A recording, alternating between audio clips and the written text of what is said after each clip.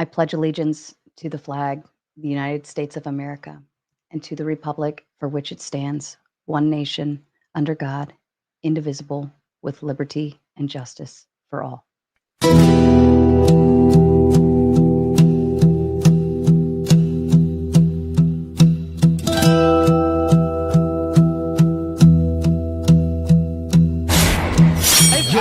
Generally, you said feminism is neutral. Here's what actually happened. The foundation of all knowledge. Money. I'm really mad that What difference does it make, right? What Stop. difference? Stop. the deregulation of the industry is obviously going to cause more of that industry. And to lubricate the trust connection between people until they have enough. Yet we could still look at biological reality in determining who's a female, even if there are. Why don't you denounce feminism the same way you're denouncing capitalism? If you don't... For something to be objective, it needs to be verifiable. And you can't verify... If I make a claim as a political pundit, it is true that I definitely could be wrong. Yeah, you're promoting, right? Ideology is the main tenet of politics, right? This is my ideology. But so 2015. Anyone go back and watch the footage? The first GOP debate. Cool, Robert. Oh, that? With a crowbar, you said.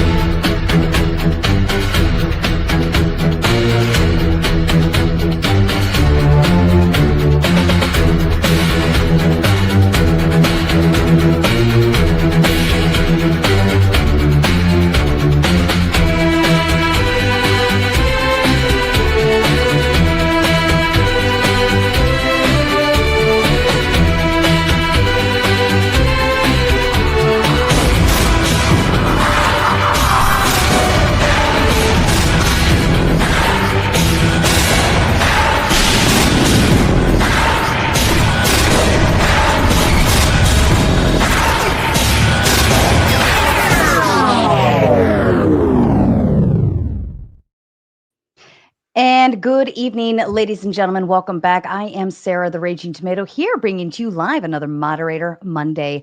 Joining with me this evening is Talibotz, Team Fatty, The Powder Dusty, and Ghosty. They are all, I believe, live streaming on their own channels, and feel free to hit the video description to go check out their tags. Send them lots of shares, likes, and subscribes. The question of the evening, is casual sex ruining society? Tally, if you'd like to begin with your opening statement, please. All right. Thank you so much, Sarah, for having me. I look forward to this conversation. Okay, so I am not a prude. I'm not particularly traditional. My position in this debate does not come from religious prescription or conservative political orientation. In many ways, I'm concerned about the lack of sex and intimate human connection among the younger generations. However, it's undeniable that increasing rates of casual sex is a net negative for our society. While the specific individual act may not always be harmful in nature, in fact, it might be really fun, it brings several significant negative consequences along with it. We can start with the most obvious one. Millions of Americans are infected with sexually transmitted infections every year, and young adults engaged in casual sex are the primary carriers. Research suggests that sex with inconsistent partners correlates with inconsistent condom use, resulting in the spread of diseases and unplanned pregnancies. Untreated STIs can have lifelong implications like sterility, not to mention the host of risk factors associated with children raised by single mothers. But even if you're not necessarily focused on the harm towards others, like the fertility of your sexual partners or the social stability of your future children, the negative implications on the individual engaging in casual sex are vast as well, especially for women. Evolutionary biology highlights the different mating strategies of males and females. This is true across mammals. We're not talking about a social construct here. And we see, even in chimps, a male preference for sexual variety due to significantly higher levels of testosterone. In our modern sex-positive culture, many women also engage in these similar behaviors. But studies show that they are 3 to 4 times more likely to experience regret and anxiety after casual sex encounters. It shows that actually men and women are experiencing elevated levels of depression, social anxiety, and feelings of using or being used by their sexual partners. Not to mention, almost 80% of unwanted and coercive sex happens in the context of a casual hookup, where there's more likely to be alcohol involved. People with a high body count also tend to experience less marital satisfaction later in life. I'm not saying that you need to save your virginity for marriage, but women who do have the lowest divorce rates, only 5%, in a country where the divorce rate hovers around 50%. With all of this said, everyone is different. Not everyone's going to be impacted emotionally in the same way, but it's one hell of a bargain to make. I want people having good sex. I want people having meaningful sex. I want people making babies and raising them together. In all of these cases, casual sex makes this much harder. Choose good sex, vote yes. Thank you, Tally. And Fatty, to you, please. My friends, everything she said. I am against casual sex. My opening statement is very quick. I think Flow State has STDs and he wants us to get the same way as he has. That's his reason why he's defending this position. So I will say no, Flow State. You are going to be by yourself on that island. Thank you very much to my team captain for the opening statement. I'll pass it to the losing team. Go ahead. You guys got it. Thank you, Fatty. Dusty, to you, please. And Fatty's acting like I haven't already given him the STD. Wow. You have it. Just go get tested. Let's see. Today, birth rates are plummeting. We're well below replacement rate in the West, and the younger generations are more isolated. They're interacting and getting their sexual satisfaction through technology and not other people. And the lack of intimacy is a much bigger problem for society than casual sex.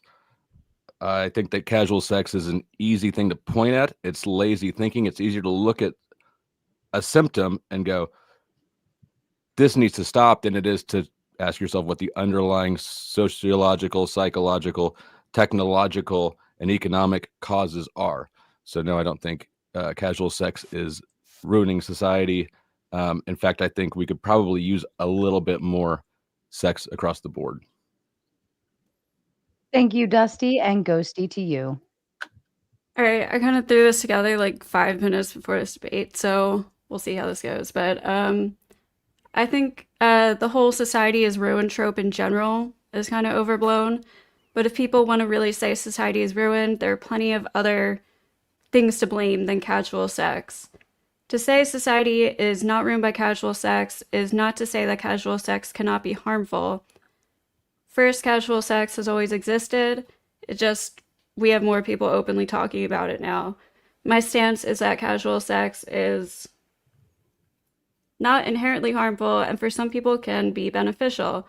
The more harmful idea, in my opinion, is that we are supposed to find the perfect person to be with basically on our first try. I think it's harmful to demonize and shame dating and sex before marriage. This puts an unrealistic expectation and pressure on people to make unhealthy or dysfunctional relationships work, rather than simply moving on. On top of that, casual sex can lead to a healthier future sex life. It can build up confidence and allow one to feel secure with themselves sexually, whereas shaming people for having sex does the exact opposite and leads to sexual repression, as well as having an unenjoyable sex life because you are basically taught to be ashamed of your sexuality rather than embrace and enjoy it. And this does not mean that nothing harmful can come from casual sex. Just like anything else in life, it can be abused and overdone. But as responsible adults, I don't think there's any real reason to blame casual sex on the detriment to society. Yeah. Perfect. Thank you so much. And as a kind reminder to the audience, we are going to get through our debate. Then we will move into closing statements, read and respond to your kind super chats. And then, of course, we will get to your favorite part, the open panel dumpster fire. Ladies and gentlemen, I leave the floor open to you. Okay, so I feel like you made a few claims in there that I'm not sure about the veracity of those claims, Ghosty. So you said that engaging in more casual sex could lead people to being more self-confident, feeling better about themselves and feeling more assured. That's just not what the data suggests. The data suggests, especially for women, but for men too, having like lack of self-confidence with an increase in sexual partners. And I think there's this like idea that people are having all this amazing casual sex, but a lot of people are reporting that they're not having their expectations met at all. It's very disappointing. So it's like, it's kind of, it's boosted up in people's imaginations that you're going to have all of these like wonderful, mysterious, amazing sexual encounters, but the majority of them are unflattering and awkward, and not everyone's getting off, and not everyone's leaving on good terms, and not everyone wanted the same thing from it. So I don't know that we actually have evidence to suggest, with very few exceptions, that casual sex is leading to higher self-confidence. Well, I understand that, but I think it's because of how right now the whole dating and casual sex world is framed. So it is like, people do see it as shameful. People feel less than themselves for having casual sex. They feel ashamed of themselves if it goes wrong, blah, blah, blah. And I do think there is an unhealthy hookup culture, but you can't blame that on casual sex. You blame that on how people are handling their sex lives. Does that make sense? Like, there are responsible... The relationship. Yeah, like you want to go ahead? I mean, sorry, I wasn't trying to jump in. I was just trying to help what I thought you... Did you just concede the debate that says there's an unhealthy hookup culture right now? Isn't that what casual sex literally is, and what society Not is always. experiencing right It now? doesn't... No, it doesn't necessarily have to be that way. Nothing is always, but it's a numbers game. So you are going to have sex 40 times, and you're going to have a lot of confidence, and then you are going to have sex with me, and I will... Oh, am I out? Am I here? Yeah, you're good. Yeah, it was just a hot second. You froze. You're good. So you are going to... Okay. So you are going to have sex 40 times, and you are going to be very confident. And then you're going to have sex with me, and I'm going to say that your coochie is loose or smells something, and you are going to be thinking about that for the rest of your life. That's how actually I can destroy your self-esteem, by actually mentioning something that is very wrong with you that you never heard of, and even if I'm lying, and now you are always going to remember that every time you are going to be with the next person. Casual sex is casual. It will always be abused because it's called casual. That's what people do when they indulge into something, and they repeat things that they shouldn't be repeating because this should be something intimate. So you're kind of like cherry picking. You're cherry picking like specific. And the harm is caused by you being a douche who's trying to attack somebody. There's a lot of different ways. You don't have to have sex with somebody to make yourself vulnerable to their attacks. Also, to the point that that Tally said about the one night stands not being that good and stuff. True, they're not as good as once you get to know each other more. But even the worst blowjob is better than the best sunrise, for instance, or the best pizza. So. Are you sure? A blowjob with teeth is worse than pizza? It's better than pizza? That's not a blowjob. That's a bite. So, but this is what we're talking about. You are going to get with people that are less experienced, that they have doo-doo stains in their pants, that you might try to go by the back door and something is either smelling or leaking from it. You are going to deal with a lot of people. Now, this is what called, for example, it's hardly ruining society. You are going to get in the bed with people that you shouldn't. And respectfully, once again, you can tell me that gonorrhea coochie or the worst blowjob is better than pizza, even if it has pineapple. That makes no sense at all. The majority of people who have casual sex don't end up with STDs, and I'm not saying that STDs aren't a problem. But this is the minority of people who end up with them. Like, the majority of people are not going out and sleeping with people on a weekly basis. The majority of people who contract STDs are engaging in casual sex. Well, sure. If you don't have sex, you're not going to get an STD. Yeah, obviously. Casual sex. Engaging in casual sex with multiple partners, right? Yeah. It's not just people who are having more sex. There are plenty of people who are having lots of sex and not contracting STDs. But of the people who contract STIs, it's young people having casual sex with multiple partners who are the primary vector for STI contraction. Yes. And is that ruining society? Absolutely. It's contributing to it. It's a net negative. It's a net negative. I think, hold on, actually, wait. You put something out really quickly. So, and Ghosty said this too. And frankly, if the prompt of the debate was, is the only reason for anything negative in our society casual sex, then I would be on your side of the debate. When Sarah first posed the question to me, my answer was, well, it's not the single cause ruining society, but I think it's a net negative. It's and it pretty early is to a start net blaming the negative. And you prompt. guys have basically conceded that already. That yes, there can be all these negative forms of it, but getting a blowjob is better than pizza. Sex That's the is a same for risky anything. activity. And some people feel more confident after they have lots of casual sex. Like that. Sex is an activity that has inherent risks with it, as does not having sex. Correct, Right which is now why in we our- should in our not be casual society, about it. We're in a position where the risk to not having sex is outweighing the risk to having sex. Explain that to us. Birth rates are plummeting. Mike, the younger there's not a generation. risk. There's not a birth rate is not a risk To society, the population replacement rate is. Powder Dusty, do you know how we kind of demolish that birth rate thing in a second? AI and robotics are coming. Human beings, what are they going to do? Human beings, we are not going to need 8 billion young people to work themselves to actually sustain the older generation. You are going to have a bunch of robots as But we do now. No, please, I didn't finish. Let him Yes, finish. you did. Let him finish. Hold on. He just paused. Let Fatty finish, and then back to you, Flo. Hold on. Just last week, we saw a first iteration of a maid robot that cost $20,000 and is going to replace a lot of people that usually do house chores and maids. We are literally on the verge of a gigantic explosion of robotics and AI that is going to replace the workforce to a point where we are looking at UBI and systems to sustain all these people that are going to lose their jobs. Putting kids on this planet at this point is literally irrelevant. We are going to have to change the economic system, not the people that we're putting outside just because we need the replacement rate. That is not a problem anymore. Go ahead. Massively speculative. That's just massively speculative. Okay, so also I want to say casual sex can also just be casual dating. Like going on dates, taking them seriously, and having sex with people, even though you're not dating them, and then doing that repeatedly.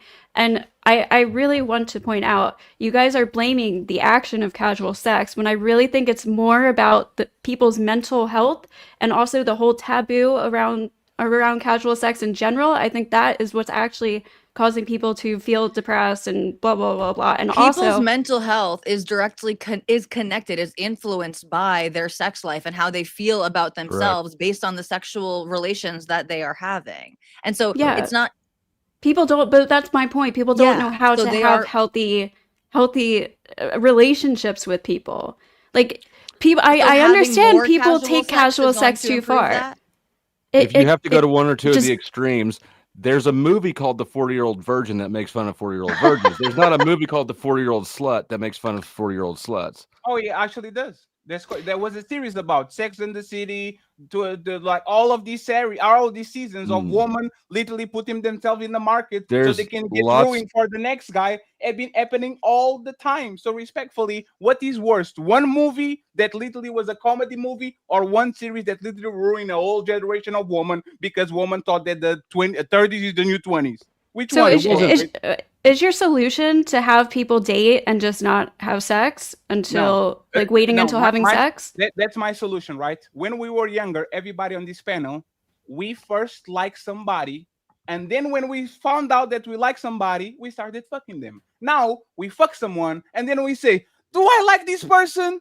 No, let me go to the next one." I want people to date like they used to date 20 years ago. Figure out if you like your schoolmate, your teammate, your roommate, whatever mate you have, and then if you like him enough, go ahead and have sex with him. Don't change the process and start with the final straw and then say, now that I'm intimate with this person, let me figure out if I now like him or not. Go ahead. I guess I just don't take sex that seriously. You did, Tally. If you have sex with somebody on a date and it just doesn't work out, it's just like, okay, we're not like saying that totally, and we're not, but that is different from a culture of casual sex. So we are not saying that you should be shamed if you seriously try to make it work with someone, you've had sex with them, and now it doesn't work out. Obviously, there's nothing wrong with that. That's a very human experience. That's the majority of casual sex, though. That's my argument. But that's not what we're talking about. We're talking about a hookup culture, a culture that promotes having casual sex, where people can are define the having difference. higher numbers of sexual partners, getting married later, having lower rates of marital satisfaction, having babies out of wedlock at higher rates. These are the things that we're talking about. Something like 40% of pregnancies are coming from women who are unattached to a partner. Like that's a very high number. We're talking about the culture of casual sex, not people sincerely trying for committed romantic relationships that fail. That's not. I don't. I mean, well, believe those are the blaming things people you're for that. talking about. Yeah. That's why I'm saying you're kind of But cherry that's- picking the worst parts of. And I think that you're making a distinction without a difference when you say hookup culture versus a hookup. We're really only talking about scale here. I'm glad you brought up marital satisfaction because that relationship is not as straightforward as you put it. Women with 0 to 1 partners were the least likely to divorce. Correct. Most of those come from cultures with arranged marriages where divorces aren't even really a thing.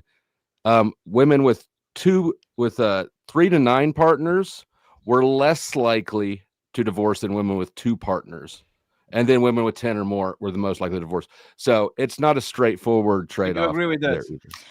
So you agree with that? The less partners gives you better chance of stay married, which is good for society. Remember, No, having your dad arrange a marriage for you when you're 12 is the most. Hey, Flo said respectfully, what is good for society a lot of times is not good for an individual person. If you can agree that if these people get together and they live in the same house and they might not have sex or they might be doing something, but those kids are raised in those relationships no matter how much time it passes because they are together, and isn't that good for society? Don't we know that, like, if the kids are the future and we have to take care of the kids to make sure that society flourishes, isn't that good for society, making sure that they are born at least on a 2-parent household with 2 parents that know them, go to school to practice and all that? Isn't that good for society? It is if the parents are fit parents. I would say that there are one parent households that are more desirable. Do they have better outcomes? Poor Do they have better outcomes? Do they have better outcomes to people? We're talking about on average. So yes, there are amazing, wonderful single parents, and God bless. And we hope that all single parents, that the children of everyone who's being raised by a single parent is going to have positive outcomes. However, these are very strong patterns, very strong trends. That's why I said at the end of my opening statement, it's just a really big bargain to take. Like, yes, you as an individual might end up having a wonderful, fulfilling, happy, successful life if you choose to spend the first 35 years of your life engaging with lots of casual sex partners. But it's much less likely than if you don't. Than if you try to date people seriously, have a couple of sex partners, right? 3 whatever sex partners, something like that, 3, 4, 5 sex partners in your entire life before you get married. Then engaging, again, you say that we're making a distinction without a difference, but you guys made the same distinction. We said casual sex and you're like, no, but there's a good hookup culture and a bad hookup culture, and hookup culture is different from casual sex. Can you delineate for us what is different between hookup culture and casual sex culture? Yes.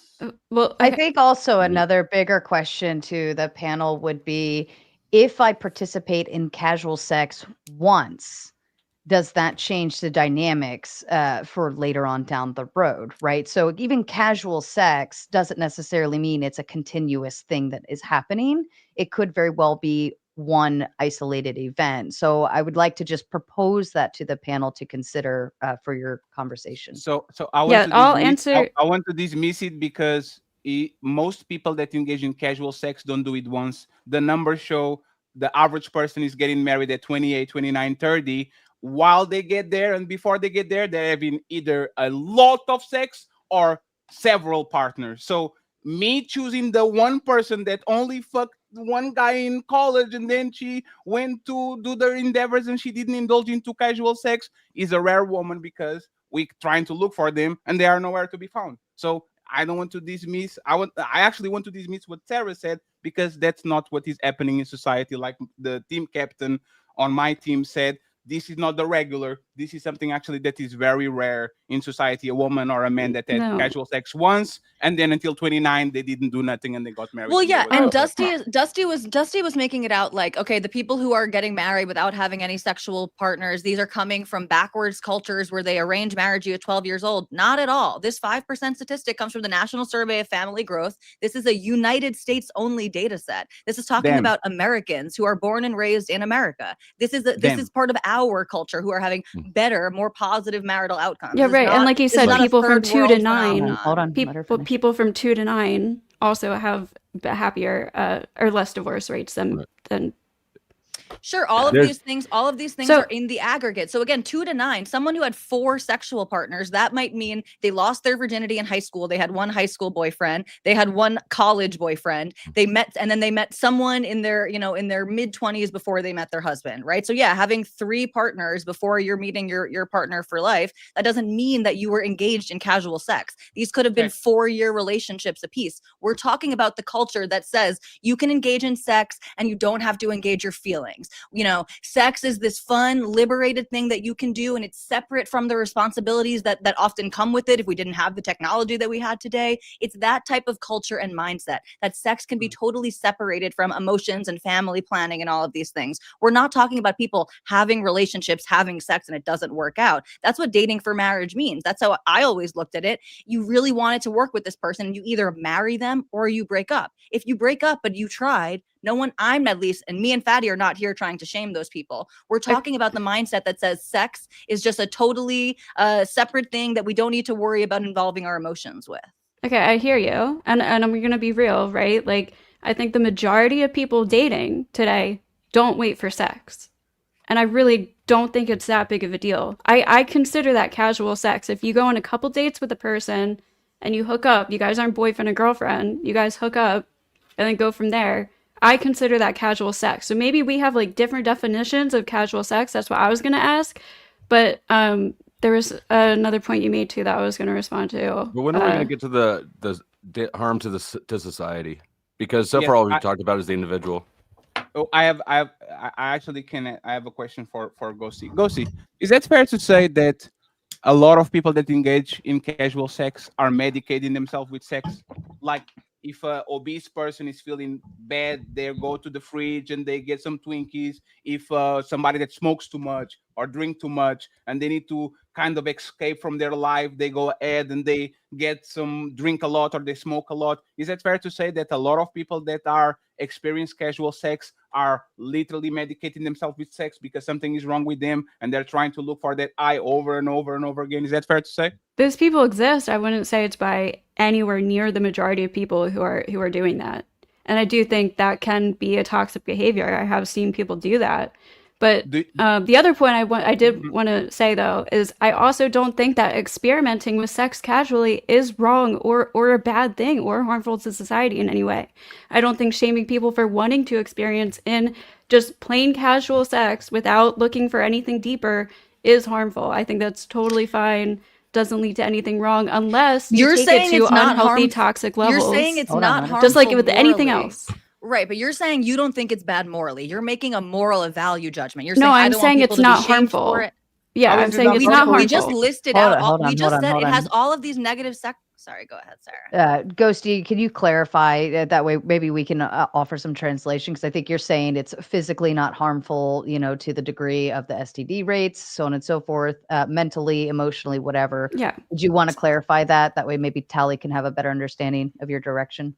I think it can be even healthy for young people to experiment casually with their sexuality. I don't think it's harmful to society. I don't think it has to be inherently harmful to them. I do think people can do it to a toxic level, just with like anything else in life. You can do it to a toxic, unhealthy level, but just casual sex in general is not going to be inherently harmful to a person or society. That's my point. If you get except pregnant, it seems to be. If there's an unwanted I don't think it does. I'm sorry, Team Captain. So if there's an unwanted pregnancy because you were having casual sex and you got knocked up, isn't that a bad outcome? Isn't that something that you want to avoid? That's an extreme outcome. Yeah, it's not extreme at all. Basis, it happens every day. There's a million. Being an adult virgin. Hold on, let Fatty finish. One second, please. Woman fought tooth and nail because of the Roe v. Wade situation, where women were saying our rights are getting taken away and all that. We know, but per year there's millions of kids that's supposed to become on this planet that are not, because women didn't want to get pregnant, so they decide to actually not have it. And some of them did. The overwhelming question is A woman having an unwanted pregnancy, or even worse, getting pregnant by someone that they don't like, that they are not going to live together, that is not going to be on the same household. Isn't that good for the woman, for the man that didn't want to have the kid, and for the kid that is going to come on this planet and their parents are not going to see eye to eye because they're supposed to just have fun and that actually ends up seeing a baby? That's not bad for society? Yes, that's bad, but the overwhelming majority of abortions are by women who already have children and a family. Like the overwhelming majority of abortions. I want to hand it back to Flo. I want to hand it back. Hold on, because I want to hand it back to Flo because Flo was trying to get something in there. Thank you.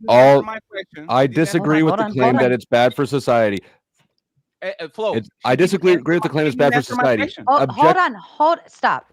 Fatty. Does he have a lag? I want to maybe. No, I don't have a lag. I don't understand why Flo jumping on something that's. Hold on, because Flo tried to respond to what you were saying earlier, but Ghosty took that place, so I at least want to give him the opportunity to say it, and then we will hand it back to you. Hold on, let Fatty go ahead. Fatty, go ahead. You're gonna come unravel.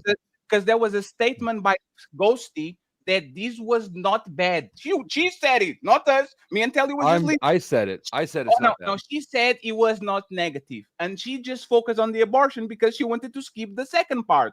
I focused on kids, women and men that have casual sex with each other, and a kid is produced on a situation where the parents don't like each other because it's supposed to be just fun. The woman didn't want the kid with that man. The man doesn't want to kid with that woman, and the kid is going to come to this world in a position where both of their parents don't fuck with each other. Isn't that terrible for society? No. It's not. It's not a bad thing. Whether you believe in God or evolution. Why are you answering? Let me fucking answer. Whether you believe in God or evolution. Fatty, hold on. Yes, I was. I made that statement too, so I can take it. Whether or not you believe in God or evolution, whatever God is here, there's a reason that our reproductive prime happens before our frontal lobes are fully developed. It's because these things end up being a benefit. Not a choice you would have made in the moment, but one that parents end up loving. Kids end up staying around and being happy. Most of them, you don't see them offing themselves in massive numbers. And on the whole, yes, you don't see anybody saying they would undo it. Not anybody, but you don't see the vast majority of parents who had unplanned pregnancies would not change anything about it. I'm one of them. Wait, what did you? Are you together with your father's mother? I mean, with your child's mother? Nope. We got divorced when she was 2. Well, we got married when she was. We got married when she was 2, and we got divorced when she was 3. Don't we know that people that actually don't have both parents in the household, there's way worse outcomes by and large than people that are raised by one parent? Deny this. Casual sex leads to one parent households. Deny this statement. Casual sex, which is I don't like you like that, and you don't like me like that, and we have a kid, lead directly, for the most part, to one parent households that have way worse results than people that actually are together, like each other, have a kid, and raise their kid in a household. Can you deny that statement? Yeah, I'll deny that. What casual sex is yes, absolutely. Most people who have casual sex don't end up having kids. Yeah, exactly. That's the whole point. Like this just isn't happening overwhelmingly statistically. Like I said, you're talking about abortions and stuff like that. 40% of pregnancy, 40%, that is nearly half of pregnancies are from women who are not in committed relationships, who are not unpartnered when they were having sex. You misrepresented that. Who are not married. That doesn't mean they're not in committed relationships. Yeah. Okay, so what's the number of that? We don't have that statistic. Okay, so let's talk about. You tried to make up that statistic, but we don't have it. I'm not trying to make up the statistic. I right when you said that, I asked you to then break it down. I'm not trying to misrepresent anything. Okay, obviously I wasn't aware of the breakdown there, which is why I asked you for further clarification if you had it. But you're saying that, for example, you guys are saying, how are we defining casual sex? Maybe we're all defining it differently. Well, there is psychological research into this, and they define casual sex as sex intercourse with someone that you've known for less than a week. And they found, especially on young people, that having casual sex was significantly associated with lower psychological well-being, higher distress, reduced self-esteem, reduced life satisfaction, reduced well-being, elevated signs of depression, elevated general anxiety, elevated social anxiety. And these held across both genders and regardless of socioeconomic status. And what were the psychological results of being a virgin into your 30s? I don't know. Do you have them? I'm happy to look at them. I don't. But I'm saying there's two sides to every coin. But I'm not saying extreme, people. Hold on. But as I said, I'm not saying people, right. And I'm not advocating. I'm not advocating for an extreme. I'm like I said with my opening statement. I'm not coming with a religious prescription that you need to save yourself for marriage. I'm saying that you should be having sex with. I'm saying that not at all, actually. I think it's bad to engage in casual sex with people that you don't know and don't have an emotional relationship with. That's not a very extreme stance to take. I'm saying that people should be free to express themselves sexually, like you said, Ghosty, to figure out what they like sexually in the confines of a safe and committed relationship where the sex is going to be better because the person knows you better, knows your body better, is going to be there for you emotionally afterwards. All of the things that people come to regret after they have casual sex encounters. But why are they regretting it? Why are they regretting it?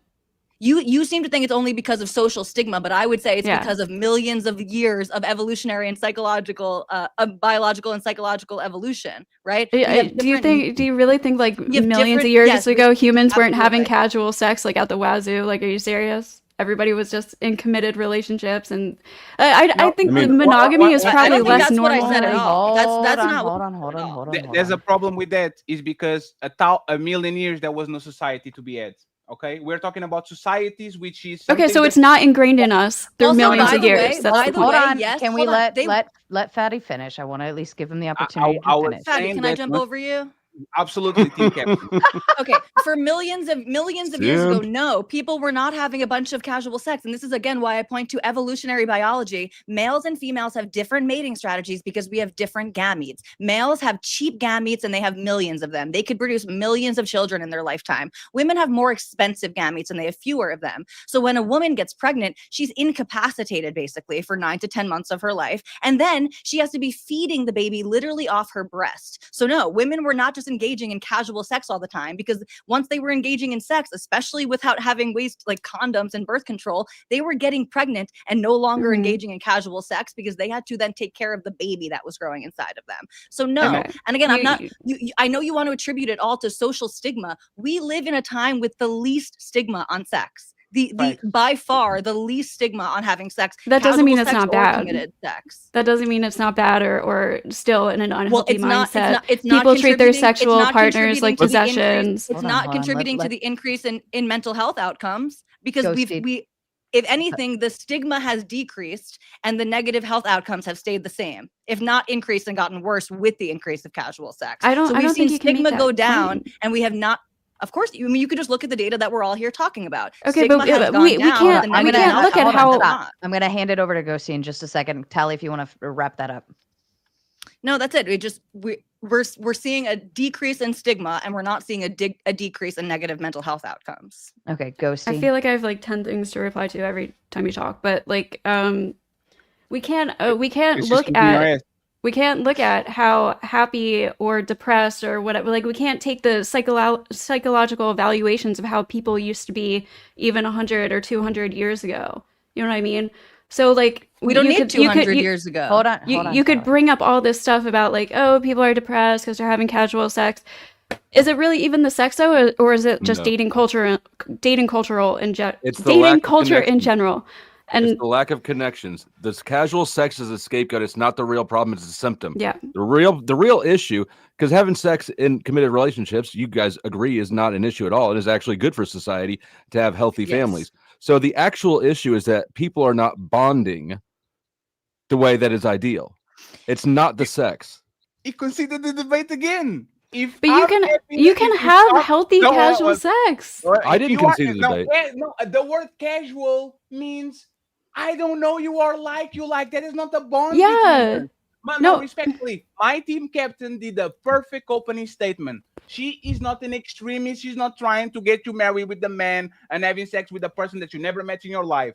It's I'll meet you, I like you, we form a bond, and we have sex. We like each other. Nobody's talking about this type of situations. We are talking about the abundance of I meet you on Instagram, you have a fat ass, I like how you rock, we're going to have sex, and now what? Nobody's denying. Let me just finish this. Powder Dusty did what he usually does. He said, not all relationships lead to babies. not all drunk drivers have accidents. Most of them never ever accident. It's terrible for society anyway that you drink before you got into the car, even though a small percentage are the ones that have accidents. So what y'all saying once again is, if the lack of connection is the point that is hurting people because they are having sex disattached, that means that casual sex is bad for them, because with no attachment comes pain, comes insecurities, come anxiety, come a bunch of problems that are going to deteriorate society on the long term. Go ahead and lie to me, Flo State. There's no reason, or there's nobody's saying that committed sex is not preferable to casual sex. It is preferable. What we're saying is it's not a detriment to society. If you want to talk about why it's preferable because of the connection. The sex itself is not the problem. Right? Aldi, you are muted. She's muted. Yeah. Sorry. Okay. So casual sex is that people are not connecting in meaningful ways. Dusty, hold on. To blame the sex, even if I conceded, which I don't concede, certainly you have not made a case that it's a problem for society to have casual sex. But if I were even to concede that, you still have misidentified the problem. It's a connection issue, not a sex issue. That is the problem with casual sex, is that you are having sex with people that you do not have connections with.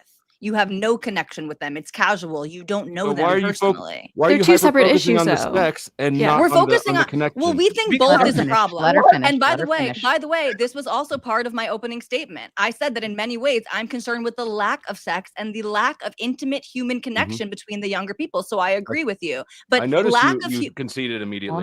Hold on. Yeah. Go ahead. The lack of human connection, right? This is bad. Yes, we can agree with that. However, the lack of human connection and having sex without that connection has more negative consequences. So yes, it's bad. If we move forward in a society where no one's connecting and no one's having sex, we go extinct. That's really fucking bad. If we continue in a society where no one's connecting and they're having casual sex, we have a society where people are having babies out of wedlock, where they have higher levels of depression, higher levels of STDs, lower marital satisfaction, all of these negative consequences that are better than going demonstrably bad for society. That's better than going extinct. You just said it yourself. The debate is not what is a greater connection. No, hold on. I'm responding. Hold on, Tally. With the lack of meaningful connections, a lack of sex would exacerbate the problem until we go extinct. My point exactly. So if the contradicted this point, Tally, give me just 1 second, team captain. Yeah, go. He just contradicted this point. In one side, he's saying we need to attach, so we need better connections with each other. And then on the other side, he's saying, fuck casually and put kids on this planet so we don't die. Either you want That's not what's happened at all. No. Either you want one or you want the other. So you are going to answer. Put the straw man down. You are going to answer this real quick. For me to practice casual sex, do I have to have a level of detachment to that situation for me to actually function? If I'm having sex with multiple people, do I have to detach myself from the situation so I can actually not catch feelings, rationalize, keep doing my job? Do I have to actually do that, detach from that situation? Let me address what you misrepresented first. Then I'll answer the question. Yeah, no, you don't get to just smuggle a straw man in front of a question. Damn it, I don't even remember the straw man now. I know they do. They keep answer the question. Fatty can just talk. Actually, both of them can. So answer the question. Go ahead. You remember the question. The issue. Our brains move faster than yours. It's not you just make 10 points at a time, and then we're trying to respond to like the last one. Give me your question again. Give me your question again. Do you have to detach? Because I came from a loving two-parent family household. I was set up without all of those risk factors. Yes, you do to have casual sex, and my team captain said we're not talking about no sex or 3 partners. We're talking about 9, 10, 15, 20, 30. Do you have to disattach yourself from the situation so you can protect yourself, not catch feelings, not get into trouble, emotional trouble, like, do you have to detach yourself from the person you're having sex if you are having multiple partners? You have to be detached, but that doesn't mean that you have to detach yourself. Sometimes you're just not attached to a person. What? Repeat that again. People can have casual sex and actually have a meaningful experience. Like, and you can go out, especially for like young single men who are not having many. Hold on, please don't interrupt. Please don't interrupt me. Like for the first time, young men who are not interacting, young men and women who just aren't having many social interactions in general. You can go like. Not everybody is always looking for a relationship, especially if you're 17, 18, 19, 20 in college, whatever. I don't think it's very harmful if you want to go out and have meaningful connections, have sex with people, and have it not be serious for the rest of your life. You can do that in a very healthy, positive way and have people have real social connections, treat each other kindly, but just have casual sex for that night or maybe a couple other times that month and then never see each other again. And there's nothing inherently harmful about this at all. Y'all keep it's actually healthy. Y'all keep treating people nicely. Has nothing to do with attaching. No, that's what you keep categorizing it that way. Hold on. Listen. Remember, you have a timer consequence if we keep doing this. You guys have been kind of jumping in on each other. I'm trying to navigate it, but let's be mindful of ourselves and be accountable to that. Fatty, please go ahead. Please stop interrupting each other. Thank you. Casual sex is about pulling your hair and smacking your ass. It's not about kindness. It's not about being kind to each other and never fruitful and honest relations. It's about we degrading each other, high-fiving and go back to our lives. You are not answering the question. Do you have to be detached to the person in front of you if you are going to have 30 sexual partners from, I don't know, 17 to 31 when you meet your husband? Or are you going to attach to every single person and get every single demon, every single negative energy, every single STD? Are you going to attach yourself to every single person that you're having sex? Or do you have to practice the level of detachment so you don't fall prey of the emotional connections and all that? Please answer the question now. Did you just bring demons into the equation as a societal harm? You don't have to necessarily practice it. Sometimes that just happens. Sometimes there's just no attachment or connection there, and that's okay. And I don't know how you treat your casual sexual partners, but not everybody is demeaning and rude and possessive and whatever to casual sex partners. Point out this to the crowd, right? Every time Ghosty says something is sometimes, it depends. That's what you're doing. You're literally cherry picking the worst situations from all casual sex. That's not called Ghosty. You're actually cherry picking. You're cherry picking the better ones. That's I'm cherry picking the average casual sex. Yes, I am. Sorry. Go ahead, Callie. So you're actually not. You're pulling this from a random anecdote, maybe of your experience or your worldview or the way you would like things to be.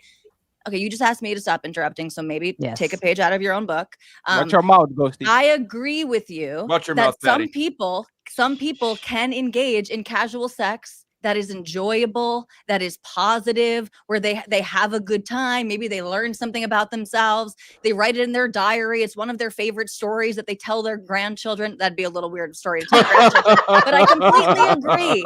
There can individual people, individual circumstances, you can have a casual sex encounter that does not go horribly wrong, that even is a positive experience. However, on average, that's not what's happening. On average, upwards of 75, 80% of men and women who are engaging in casual sex are reporting regret, reporting like they feel like they were used. Men reporting guilt because they feel like they used women, that they objectified women when they were engaged in casual sex. So you can say the average is a positive, good encounter where no one has any negative consequences, but that's not what the data shows us. The data shows us that the overwhelming majority, even if the overwhelming majority are not resulting in single mother households and things like that, they are resulting in negative mental health consequences for the individuals who are engaging in casual sex. And I mean, that's a pretty easy line to draw then to the society. If you have more people with negative mental health, you have a sicker society, and that is a net harm to society. So let's play a thought or do a thought experiment, right? Since we all seem to agree that people are not connecting to each other as much as would be ideal, which is a worse scenario? Disconnected people continue to have sex, or disconnected people stop having sex? Go. So this is what I was going to say to you before, Dusty. If that were the debate topic, you might have an edge. Fatty and I might be arguing that yes, the perpetuation of the human species is more important than particularly healthy sex. Right? In fact, we might take it one step further. Right? We might condone rape in a society where you need to rebuild a society. We might condone a whole bunch of things if we're talking about the perpetuation of the human species. However, that's not the topic of this debate. The topic of this debate is whether casual sex is a net negative on society. And we are saying that it is. Yes, it would be worse if society literally disappeared because no one was having intercourse anymore. But short of that, all of the casual sex is having a net negative influence on society. I want to hand it back over because Ghosty was trying to chime in there, and Flo, you kind of took over. Ghosty, did you want to add in? I just want to be very clear about the average casual sex haver. So how often? So your idea of the average person having casual sex, how often do you think the average person having casual sex is having it? You tell us. The average person. No, you tell us. I'd say maybe a couple times a year. So you're making it up? Are you just pulling this out of your butt? It feels like all of these are just anecdotes. I'm asking you. Hold on, children. Well, we said tell us. Hold on. Yeah, I'm asking you what you think. Oh my God. Tell us. I just pulled the stat. It says show a decline in casual sex among young adults, which figures dropping from 31% to 22% for women and 38% to 24% for men. We don't. But how often? We don't think it's an issue, so we don't have the defined problem position. You guys think it's an issue. Where does the issue start? No. You like, do you guys think people? How often do you think people are doing this on a weekly basis, on a monthly basis, a couple times a week? It depends on the person, you know. Like if I'm talking on average, and I'm probably having less casual sex, but when I'm looking real snatched, I might be having more casual sex. I don't know. Why don't that's what average means? So it's variable. Great. So what? So tell us. Because I don't think there's a problem. Why would I identify the start of something I don't think is there? Because she brought it up. She's making the claim. Yeah, because hold on. Ghosty, you can respond to that. Because you're making a claim that the average person having casual sex is having all these terrible experiences. You're kind of making it sound like you're assuming they're engaging in hookup culture on a regular basis. And no, I admit I don't have stats for this, but I'm so you are pulling it out of your ass. We're asking you to define your problem. Hold on. Please let her finish. You guys really have cut her off. Ghosty, you've cut them off a little too, but you guys literally have cut her off every time she's tried talking. Please finish. I'm admitting I don't have stats for this, but based on just from what I see and how I talk to other people, and just my assumption of every average regular day people, they're not doing this on a weekly basis, maybe not even on a monthly basis, like maybe at most on a monthly basis. I'd say that's probably the worst cases on average. Like, most people are not doing this to an unhealthy, toxic level that you guys are describing. That's my point. Like, on average. We're not talking about overdoing it. It's something that is just your opinion and you wasn't prepared for it. Go search the numbers and prepare yourself next time. It's not our job to define it. It's your job. You think there's a problem, you identify the problem. She made the claim. She asked us how many... I didn't make a claim. I asked you. Okay, you are asking. Go ahead, Tally. How often do people who engage in casual sex engage in casual sex? What do you think? Tell us. I said, what do you think? Right. And we said, we don't know. Tell us. And you said, I don't know. I would have to guess based on the people that I talk to, maybe once a month. You might have ugly friends, maybe hotter people who are having casual sex. I'm not basing it on my own life. Hold on, but you just said, but you actually said based on the people that I talk to. That's very clear. That's one part of the. I can well, define you're not it. you're not basing it. You're not I'll basing it on it. an aggregate of data. You said you're basing it on the people that you are speaking to. But okay, well, you don't have data for it either, so it's a guessing game. Of course we do. I've been literally reciting data since I had my opening statement, so that is just a lie. But I'll define it.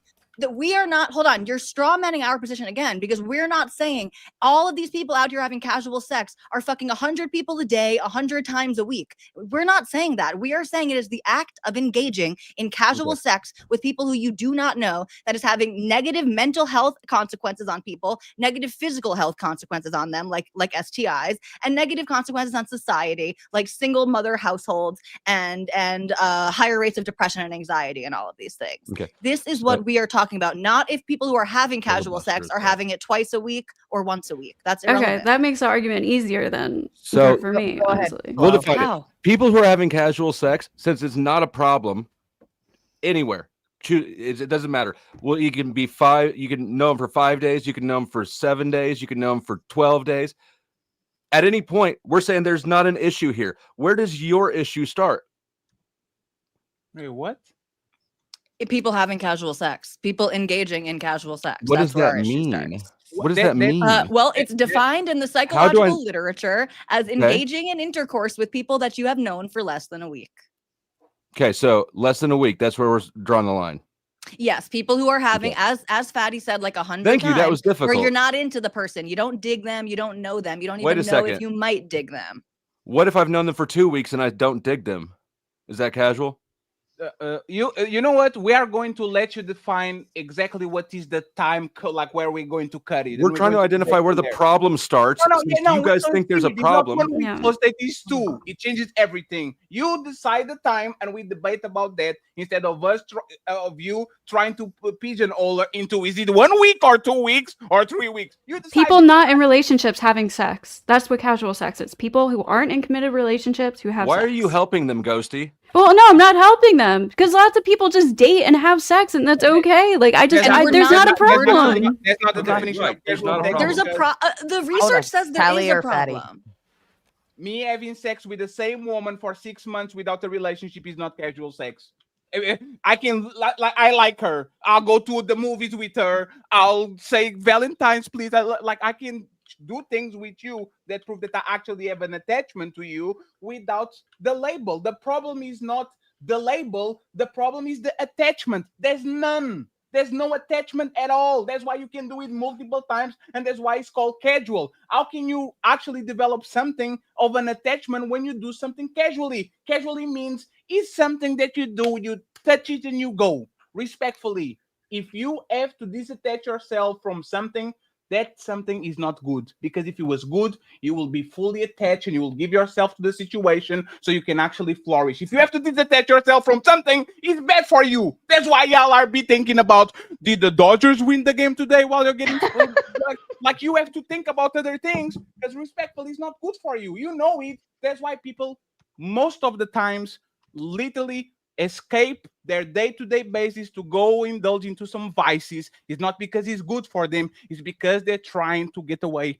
from something else. So please, respectfully, talk with what Tally said. Don't pigeonhole into extremes. We are not asking for virgins. We are not asking for women to not have 3 boyfriends before they get married. Talk about the people that are having 10 sexual partners and up until they get their husband or their wife at 30, please. Let's have the conversation. Stop doing that to us. Go ahead. You got it. So you only chose the demographic where things are the worst. You ignored the nuance in it. You ignored the repercussions of pulling the other direction away from casual sex. This is a lot more nuanced. Dusty, are you saying that the other direction? Hold on. Please let him finish, and then I'm done. She can go ahead. Okay. Are you saying the other direction of casual sex? Team Captain, let me say something. They are doing to Tally what they did on the other debate. They assume that Tally would come here with the Puritan position, where it's completely extreme, either I've never said sex that. or no sex, and everything they say tackles a person either have no sex or very close to it. What Tally is saying is have sex responsibly, attach to the person in front of you, and indulge into the love and sex and romance and all those things on a moderate way. Is a moderate position. Is not stop fucking and we are going to go extinct. Exactly. Well, no, happens. Thank you, Fatty. No, Fatty, because that's exactly what I was about to say to you, Dusty. You're proposing that there are only 2 routes. That there is, we should continue on with this culture of casual sex, or else we are going to go extinct. People are going to stop having sex altogether. That is not Fatty and I's position. Our position is we want meaningful sex between bonded individuals. We think that casual sex is a and I want to be able to fly and flap my arms. Hold on, Flo. Are you saying that meaningful sex in bonded relationships is analogous to humans being able to fly? What I'm saying is you don't always get. That's really sad. You must have been hurt in your life. Why are you talking right now? Why are you talking right now? Hold on, Tally. You asked him a question. Tally, what I'm saying is you don't get to only get the most perfect solution. You get things are on a scale. You can increase sex or you can decrease sex. If you decrease sex, we're going to have bigger problems than if you increase sex. Now, obviously, if you could construct the perfect outcome, it would be more sex and meaningful sex. But we got to start somewhere. And the first piece to move is more or less sex. Which one's worse? Dusty, it's crazy. You say that we lack nuance. You are the one lacking nuance here. The only two options are not more casual sex or less sex altogether, and we go extinct. It is okay. You're right. You're right. The world is not perfect. I didn't say that. You're Hold right. on, Flo. You said it earlier in the conversation. It's your entire point that people are going to stop having sex, and we're not. And you were talking about the birth rate. No, sir, you brought up the birth rate. This was your argument from the beginning. You brought up extinct. Because you brought up the birth rate. The birth rate's significant. It was your argument. It was your argument, sir. But again, it's a significant problem. I'm not sure who hurt you, but the idea that being able to have sex in a committed relationship is akin to humans being able to fly. No, sir, actually, you are saying that, oh yeah, we all wish the world could be perfect. I wish I could fly because I said that people should have sex in committed and loving relationships. I'm sorry, sir. Most people, billions of people on this planet are having sex in loving and committed relationships. They find that for themselves. It is not so hard to find. It's not so rare. I didn't say that either. As Fatty said, we're not expecting perfection. We are not expecting people to only have sex and have lots of sex with their one true soulmate. We want people to be having sex that is not a detriment to their mental health and dangerous to their physical health. That's all that we're saying. So on the road to the perfect solution is gradual improvements. Which way do you think is better, more ideal to gradually improve in? I think that if we start walking, we're not going to get to more meaningful relationships by having less sex. Less casual sex. Sure, we could. Team Captain, he contradicted himself again. Just 40 minutes ago, we said sex is not the same thing as having sex. Most sexual interactions don't. Repeat that. That didn't make sense. Let him at least finish it, and then you can rebuttal. And I do want to hand it over to Ghosty too. I know she tried to jump in there. So Fatty, and then Dusty, then Ghosty. Y'all should have a team meeting before the show, because in one end, y'all try to disclassify everything we say by saying sex is not equal to kids. That's what y'all team did on the beginning of the debate. Was just because these people are having sex doesn't mean that they have kids. And now you are saying people should fuck for us to have more kids. We have to pick one. They don't contradict. No, you have to pick one. People probably are having the same or more sex than they ever were in the history of mankind. The difference is that sex, because it's casual, is not treated as let's have kids, let's make love so we can actually have little fatty. This is what is happening. You think that the people that are in Japan, people that are in North Korea, people that are in places where the birth rate plummeted, are not having sex, they're having a lot of sex, they just decided not to have kids. I know many people. I know so many people that fucked anybody and everybody, and they have one kid and they fuck 1,000 times. So either sex is good because it gives us more kids, or sex is not the same thing as having kids. You have to pick one, Flow State, because I know a lot of prostitutes. I know a lot of prostitutes and OnlyFans models and Pornhub stars that don't have one kid and they fuck 1,000 guys. Pick a side. Team Fatty, they don't contradict each other. Yes, they do. No, they don't. Ghosty, did you want to add in there? I'm working on it. You can keep going until I formulate my thoughts. She finally decided to prepare for the debate. They don't contradict each other. I'm smoking a pink joint. Very feminine. We got them depressed. That's crazy. She just lights up. She throws her hairs up. She's like, I got this. It's not exactly moving into the next round. Exactly. Fair enough. Go ahead, whoever wants to take the floor. I guess I'll just say they don't contradict. Sex does not equal babies, but it is correlated, right? So you can't get a baby without sex. So, I mean, you're really grasping for straws with the who hurts you, with the trying to manufacture a contradiction. Sex is not if- correlated with babies. It is literally the causal mechanism. We have technologies the that causal can make that mechanism. less likely, but this is not a correlation. This is a And- direct one-to-one causal relationship. And if here. I was dishonest, causation like those, is I a would say not correlation. all babies come from sex. Okay. Some babies don't Causation come is from much sex. stronger, much stronger than like that, correlation, as we that's know. what I would do. You're But both we are talking. actually good faith debaters, so we're not going to say some babies don't come from having intercourse, right? This is y'all don't have nothing. So please do better, because I have 1 hour here with y'all. I need a little bit of pushback. My team captain is fucking y'all up. Go ahead. Please do better about what? There's no contradiction. Fight back. Like, do something. Go. I'd like to talk more about why. So we're talking about you guys think casual sex is harmful because it leads to regret, depression, unstable mental health. Correct? That's your point. I think you guys are again blaming the sex, and I think there's actually more factors behind this that's causing this. And I would even say porn is one of them.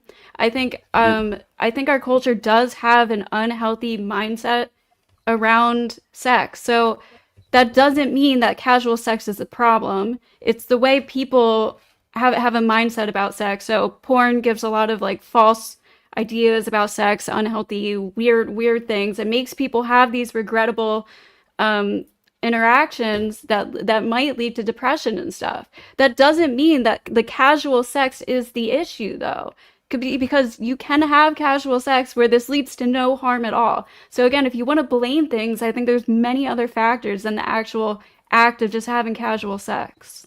You can detonate nuclear bombs that don't lead to a single death, right? But that's not likely going to be the scenario, right? So yes, some people, as we've already acknowledged readily from the beginning, from my very opening statement, some people can engage in casual sex and not have these negative outcomes. They will go on to have a loving, bonded relationship and a happy marriage and happy children. However, that's not the norm. The norm is that the majority of people who are engaging in casual sex are reporting regret and negative mental health outcomes. But they're not toting around guns, writing manifestos, and shooting things up like incels are. There's actually a demographic of incels. This debate is not about incels. A threat to society. There is more harm from no sex than from sex. This is not the debate. It's Would you say the majority of people are having casual sex? But we're not Can I having propose another thought process to the panel? Because I know that there are very particular, we're talking about mental health and that being a net negative from casual sex. However, I think there's a correlation, ideally, from having mental instability to begin with leads to casual sex, risky behavior, gambling, drugs, alcohol, rock and roll, and everything that goes on that list. So I think maybe would we back it up again to say maybe the mental health of society is actually the actual crux of the problem because that is leading to casual sex. I wanted to kind of propose that idea because we're tapping into the mental health. That's what we suggested earlier when we said the lack of connection is the problem. And lack of connection, but I would. Not what Sarah said. That's not what I'm saying. I'm talking about actually, because I know people with bipolar. No offense to anybody who has stuff, but people with bipolar, ADHD, so on and so forth, already engage in risky behavior, impulsivity, so on and so forth. So having casual sex, if you have a mental disorder or instability, would already be you become more promiscuous, more risky. You're more inclined to do so. So Sarah, can I ask you one question real quick as a clarifying? Just to make sure, is it fair to say that people that are broken usually are more propense to do these type of behaviors? Yes, that's what I'm leading to in that question. My real question is, if I deal with 30 people sexually, more instead of dealing with 3 people sexually, is the chance of somebody break me increase or decrease? If I deal with 30 people sexually instead of 3, does the chance of somebody breaking me is going to increase or decrease? Yes. No, I didn't say sex is a solution. I'm saying it would be a symptom of mental disorders or instability. Absolutely. So you're also more likely to get stuck if you have mental health issues. If you can answer the question, it was you that intervened in that, right? We have 2 women. One woman deals with 4 men, and another woman deals with 40 men. Which of these women has a higher chance of somebody cutting her, making her bleed, breaking her, whatever you want to say? Like, which one has more probability of actually getting broken? The one with 40 different men or the one with 4? Fatty, I You're think you're suggesting that missing. social Hold on. interactions are harmful. I think you're missing what I'm Sarah, suggesting. I totally got what you're saying. Okay, Hold on, Fatty, let me take a shot at it. clarify. Let me clarify to Fatty. Hold on. You're saying post-sex, post-sexual interactions, which one's going to be more broken? Yes, I agree with you that any crazy activities of that. What I'm saying is the woman who goes and has sex with 400 men or whatever number you gave, the crazy one, she's already broken to begin with. She already has issues to begin with. So her participating in those activities would already be par for the course. I agree. For I agree. who she is. Sarah, Right. I agree. I agree with your premise, right? We have a saying that says, earth people. You make me bleed, I make somebody bleed, right? We are talking exactly about these people that you actually are mentioning. People that already have mental issues, that they are depressed, bipolar, psychopaths, sociopaths, all that. Is that fair to say that if a woman or a man engage more times with more people, there's a chance that they can find somebody that, because they were bleeding, just like you pointed out, they made that person bleed, they made that person hurt, and now there's 2 people trying to hurt other people? Is that fair to say that the person that you're still missing the point? So Sarah, right? Sarah's not talking trying about. to understand Give me a your shot. point. Hold on. I'm going to say one more round, and then maybe Tali can better translate. So if I'm crazy, if I'm kind of missing a few marbles and have a few screws loose, and maybe I have a shitty childhood growing up, participating in sexual activity, casual sexual activity, running around, having one night stands in the bar, so on and so forth, doesn't mean enough to me the same it would mean to maybe if Tali is a good church girl, wholesome and pure, right? Church girls are the worst. Mentally, I'm a Jew. it doesn't Also, just as bad. right? Mentally, Fatty, it doesn't trigger the same, oh, this is bad and shameful, I shouldn't participate in this, right? If you're already mentally unstable, you're not seeing the same picture as, let's say, Tali would be as the pure Jewish girl. But I want to let Tali try to maybe translate a little better to what I'm saying. I'll respect my team captain, but respectfully, I don't need it, and I'm going to make a drawing, right? No. So I'm not even Fatty. I'm not here to hold on. I'm not here to translate for you. I'm just going to answer Sarah's question. Like, different people gave a shot at it, so I'm just going to take a shot at Sarah's question. I understand. I think, Fatty, you're saying basically that like you don't care that much about what Sarah's saying. You're just trying to add. No. I care is connected. She is like is the chicken or the egg situation, right? She's saying these earth people are going to indulge into sexual situation, casual sex, because they are hurt. And I agree with her, and we shake on it. And I'm saying that these earth people she's talking about, if you have sex with more partners, there's a high chance of you encounter these people, which then is going to make you broke. And now you're going to try to break other people, like, for example, PDF files. So you're building on what she said. Exactly. Okay. So it's me saying, if you are a kid and a person that is broken touch you, is a higher probability when you grow up if you actually become that person that bleed or that made you bleed. If you have a heart broken by a woman that you truly love and she used you, is more prevalent that I'm going to try to bleed, make the next person that I'm going to date bleed. So this is all interconnected. I agree with her. I'm just expanding to the point that these earth people will indulge in so much sex to try to feel something that they're going to break other people, and those people are going to break other people, and those people are going to break other people, which is bad for society overall, which actually is on our side. Thank you very much. God bless. I appreciate it. So actually, so I'm going to answer your question, Sarah, in a few different ways, but I think you actually just won the debate for us. You just brought something. You just made me realize something. No, seriously, you just did. You just gave us the win right there. But to address your question, you're basically saying, like, how do we know that casual sex is what's increasing all of these negative mental health outcomes? These people might be the ones who already have them, who come in, right, with the BPD or the bipolar or whatever. This is a good point. There are several, especially personality disorders and sociopathic disorders and stuff like that, where the risk factors are promiscuity and casual sex and stuff like that. So yes, however, you can you can study these things and control for that, right? So even above and beyond the people who have these predispositions, people with no mental health disorders are also reporting higher levels, even if not clinically significant. It doesn't mean they're getting diagnosed with depression, but elevated rates of depression, right? Lower reports of well-being. Wouldn't that be a mental health issue? My point is there are clinical levels where it reaches diagnosis and requests for treatment and stuff, as opposed to you can recognize symptoms, right? And these things would be qualified differently and treated differently. However, Sarah, you made an excellent point. It's actually not fair because this didn't come from Fatty and I, it came from you. But I do think you just won the debate for us, which is how because literally engaging in casual sex and this type of promiscuity is noted in the DSM-5 as a negative outcome, it could be associated with it. Yes, they're saying these things.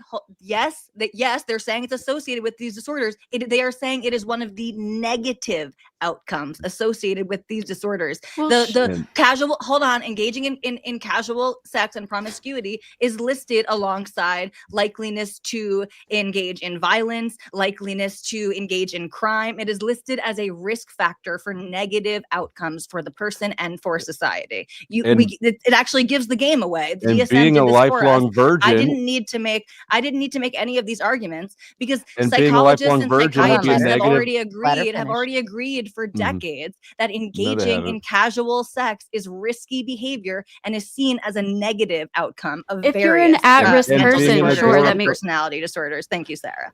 No, not the There's point the is other side of no, the no, it's spectrum, not. too. Yeah, no, You no, need to yeah, no. stop for a I second. understand what you're saying. You repeated yourself 5 times. Well, then maybe you don't understand what the No, I do psychological literature understand. is. I literally said 2 words. I literally said 2 words and you started talking. Hold on. I know Flo started chiming in, so Flo and then Ghosty, and then we'll hand it back over. Okay. Any extreme in any behavior is going to be a problem. It goes the other direction too. Agoraphobia, for instance, where you're scared to go outside your house, is going to have the negative outcome of being isolated and not having sex. So you're not saying anything. You're just pointing out an extreme behavior. Go ahead. If you are an bad behavior recognized as negative behavior. Let Ghosty. If you are an at-risk person, somebody who is maybe autistic or bipolar or something, somebody who isn't capable of making the best decisions for themselves, they might be more naive, they might be more easily pressured, persuaded, whatever. I can understand why they would say it might be unhealthy for these people to engage in casual sex because they might end up in they might end up in harmful situations. But Unfortunately, that's not what they're saying, though. Hold on. They're let her not finish. saying. Hold on. Let her finish, please. You're just saying that they're categorizing casual sex as a negative, immoral, just bad behavior. And No, not boom, immoral, the debate's over. harmful. No, not immoral. Again, you're trying to bring morality into it. We're not preaching from who's good and who's a bad person. We're talking about the negative impacts to the individual and to society. Okay. All right. So And the people who study and categorize mental health, yes, list casual sex and promiscuity alongside risk factors. We are not saying there's no way to fuck yourself into a problem. Listen, stop. You gotta let each other finish your own She sentences never stops. here. I get it, but I can't interrupt her to tell her to land the plane because you guys keep tapping in on that. So now she has to start over and start over and start over. So if All you right, tell us the stop mental health thing 18 interrupting, more that times. would be great. Tally, finish your statement. Land the plane. No, yeah, again, it's not saying that these people, because they have other issues going on. She just told me to go. I don't know what the issue is. You finished this point like 18 times already.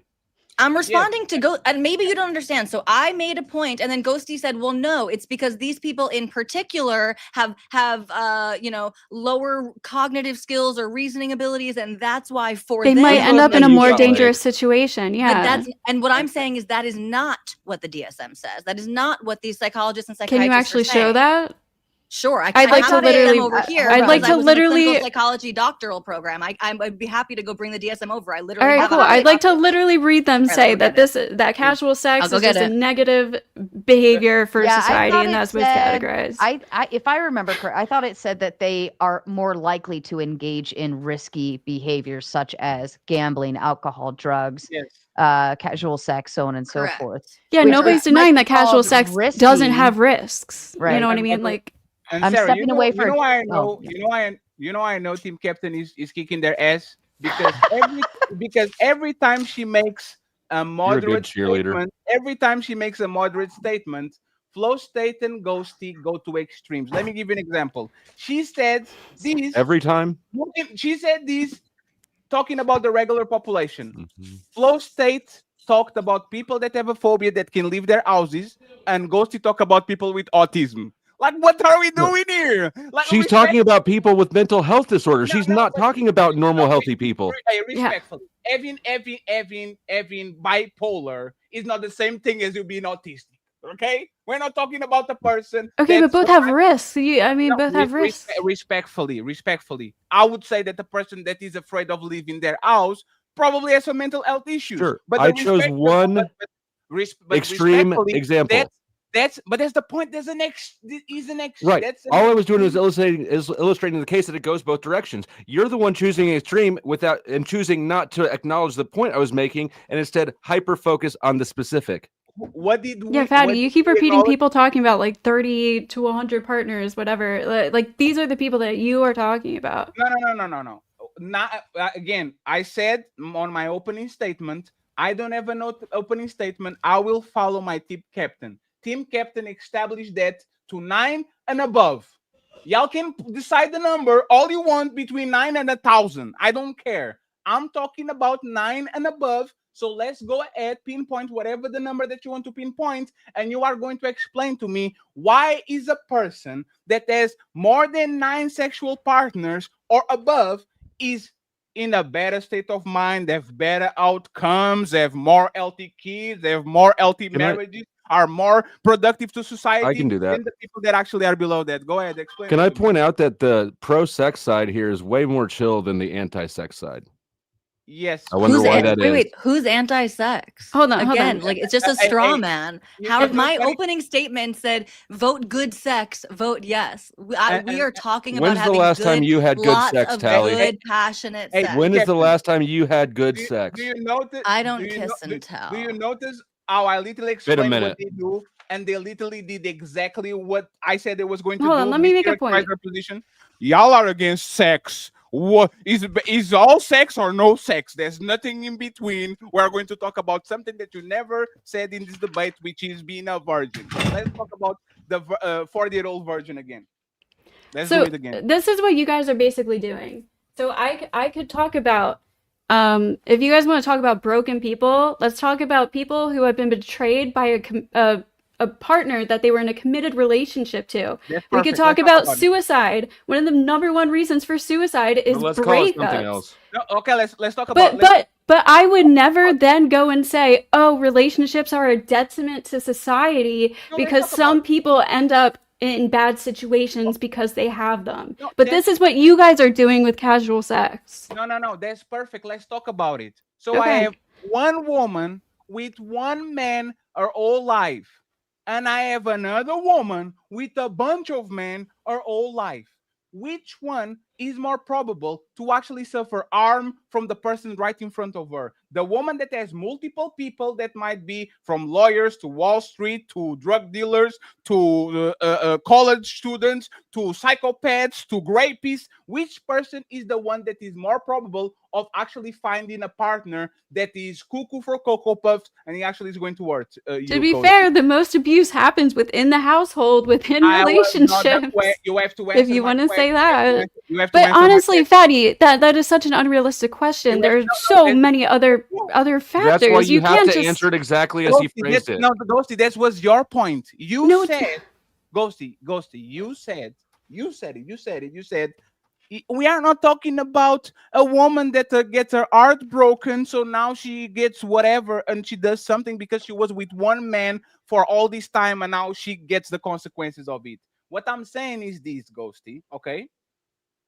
Is more probable, not possible, is more probable that I am going to get severely hurt by juggling partners around until I get the Joker, and the Joker fucks me up, then pick one card of a whole stack, and God and behold, I pick one card. It was the Joker. If you pick 1, 2, 3, 4, 5, sometimes you're going to stumble into the Joker. There's probability. So I would say that the woman and the man that pick one card are more probable to not pick the Joker than the woman that is going through the whole card chop, and then they say, aha, this person is going to harm me, and now I'm broken for 10 years, and I have to go to therapy, and I have to talk with my pastor because this man or this woman did this to me. What's worse? What's worse, dating the Joker or having sex with him for one night and you don't even get to know who he is? Or marrying the Joker and living with him for the rest of your life, or you have sex with him for one night and you don't even get to see that bad side of him. Ghosty, good point. Stop Good question. The goalpost. If I pick one card from the stack, there's a 3% chance that I meet the Joker. If I pick 40 cards of the same deck, there's a 70% that I'm going to pick one Joker. That's the point. It's probably hold on. It's not a good question though, because you're fighting a straw man. Neither Fatty nor I are saying that you should stay with someone abusive just so that it doesn't turn into a one-night stand, because you must prioritize being in a long-term committed relationship. We are not saying that you should stay with someone who's a bad person. That's obvious. That's not a good question. It's But that wasn't my point. Yeah, my point was that I said it earlier. I said, if you guys, this is what you guys are doing with casual sex, is if I were to say, oh, a lot of people commit suicide, people end up broken with mental. They unalive themselves. They end up with severe depression and anxiety, PTSD from being in serious committed relationships. So therefore, they're a detriment to society. I would never say that. I would never make that argument. But this is what you guys are doing. The casual sex, right? The evidence doesn't support that being in a healthy committed relationship leads to elevated levels of PTSD, depression, and anxiety. So what's one of the major reasons for unaliving yourself? And is divorce. A breakup. Yeah, a divorce or breakup. Okay. That can only happen if you've had a committed relationship before. Oh, okay. So people, you're right. So no one should get into a relationship. Fatty was trying to go. That's what I'm saying. I would never make that point, but that's what you guys are doing. But yours is not. Lady, stop. Am I muted? What the fuck? Fatty, Ghosty. I know you were trying to jump in there. I wanted to give you the opportunity. That's a fallacy because even people that have 40 partners, for the most part, get somebody special at 30 or 40. So it's a fallacy. You went through all that risk with a 40 man and 40 woman just to get married to a random man at 31 that can divorce you. And now you go and ahead and jump the precipice. It's not one or the other. And you know, I can catch you right now, Ghosty. We are playing a game of Russian roulette. Okay? There's a gun and there's 40 bullets in 41 chambers. And there's another with one bullet in 40 chambers. Which one are you picking, Ghosty? Which one is the most probability of not hurting you? One bullet in a gun, or 8, 40, 37 in another gun? Which one has the more probability of hurting you? This point is just so irrelevant, because what you're saying is that the more people you interact with, the more likely you are to meet a psychotic, crazy, dangerous person. Obviously, that is just true, but that still has nothing to do with casual sex, and it doesn't even negate from the dangers of dating in general. That's what you're talking about, is the dangers of dating in general and the percentages. Respectfully, Ghosty, and this now you're being completely disingenuous. I'm really not. If I have a sister or a daughter and she comes to me and asks, hey, Dad, how do I mitigate? I'm going to go to college. How do I mitigate the chance of me encountering somebody that is going to hurt me? I will say, don't have sex with them. Because a lot of things that happen to women, and it's the biggest fear of women, being forced into something, being kidnapped, and all these things, come with you getting closer to somebody, once again, that is going to have the chance to do so. If you get one person, 2 person, 3 people, 4 people, 5 people, 7 people, you are going to get to a point where you abuse your luck, you stay on the casino too much, and now you lost all the money that you got. Is a probability. Why do you guys have so much problem with probabilities and understanding that if you stuck on dick on the wall, you might do it once, but if you do it 47 times, somebody's going to buy that shit? Like, what is because you're asking your questions in such a narrow, constricted way that we have to answer that way, that it's not illustrating the facts of the situation. It's trying to extract an agreement out of us. The reality is that what's more dangerous, Fatty, being around people or not being around people at all? It depends it depends because there's some people that love to be alone and some people that love to be together. So do you think that what's better for people's mental health, being in general population or being in solitary confinement? And I will say this again. You are mischaracterizing our position. Me and Team Captain never said to go to the monks in the mountains and be completely alone. We said get 3 good friends instead of getting 77, and now somebody's But Fatty, you have to talk to people. Ghosty. You have to meet people to do that, and they might be dangerous. Let Fatty finish, please. This is going to be repeated over and over again. Stop mischaracterizing our positions. Every time you offer a counterpoint to our positions is something that we never said. Yes, your point is that yes, people need to have people around. Have 3 good friends instead of having 74, give a house party, and now 2 of them rob you because you put so many people in your house that now you don't have a TV to stream for 7 people. This is what we're saying. Get some friends. Don't just go into the extreme position. Please talk about our positions, not about what you think our positions are. Do that for once. What percentage of men, unalive, sorry, I forgot the TOS safe version. What percentage of men unalive themselves because of divorce or breakup?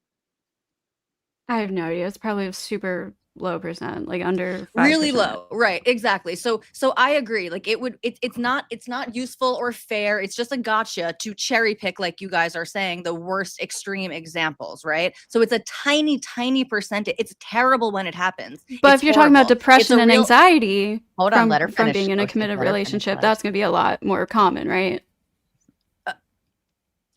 Is it? Please tell me. Do you know what the rates are? What percentage of men are having elevated levels of depression because of being in a committed relationship? Weren't you looking up something from the DSM?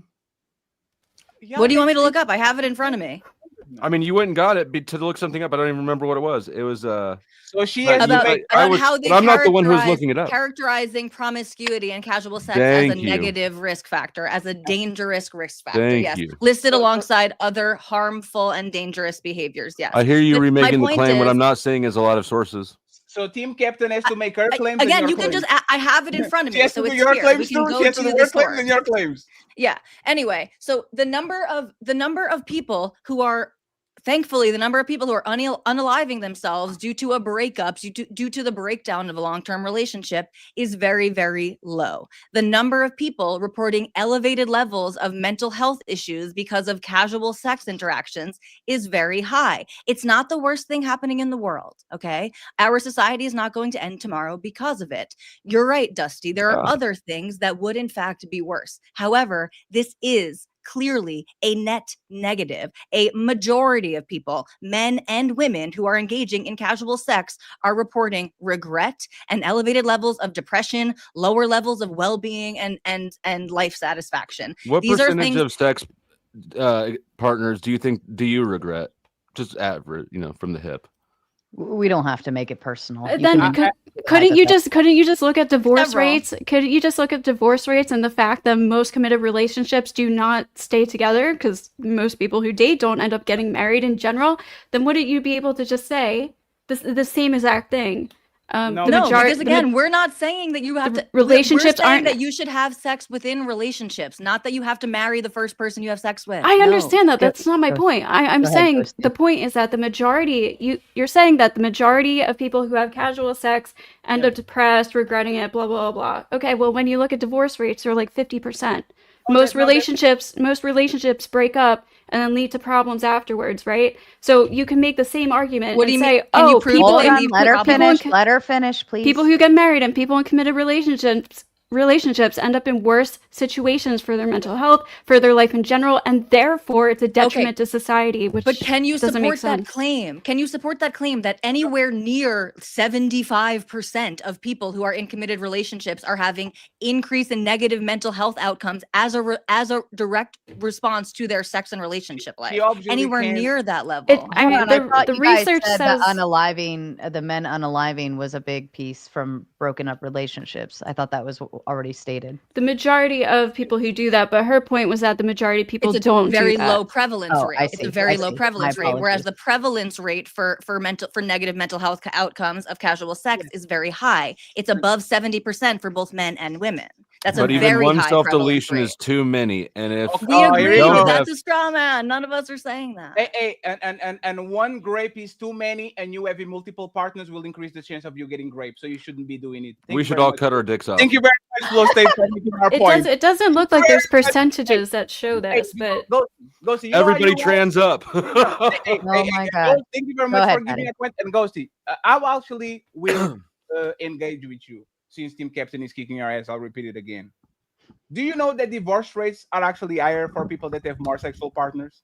If divorce is such a problem, to a certain degree. No, hey, Flow Hold on, State, Not let straight him line. finish. Let him Don't finish, save her. please. She doesn't want to be saved. So She does don't- want to be saved. even if I engage in your premise that people that get divorced have terrible outcomes because they are hurt and crying in pain in the corner, I can actually show you several stats that show that people with way more sexual partners have more chance of divorce and getting the same outcome. So even if divorce is bad, I can tell you and explain to you that having less partners will actually keep your marriage stronger and for more time than you having multiple partners, and then you decide to get married and then you get divorced. So But having if you casual sex, actually like Flo was saying, if you actually look at research, there actually isn't a linear line between casual sex partners and divorce. It is not linear. It is different.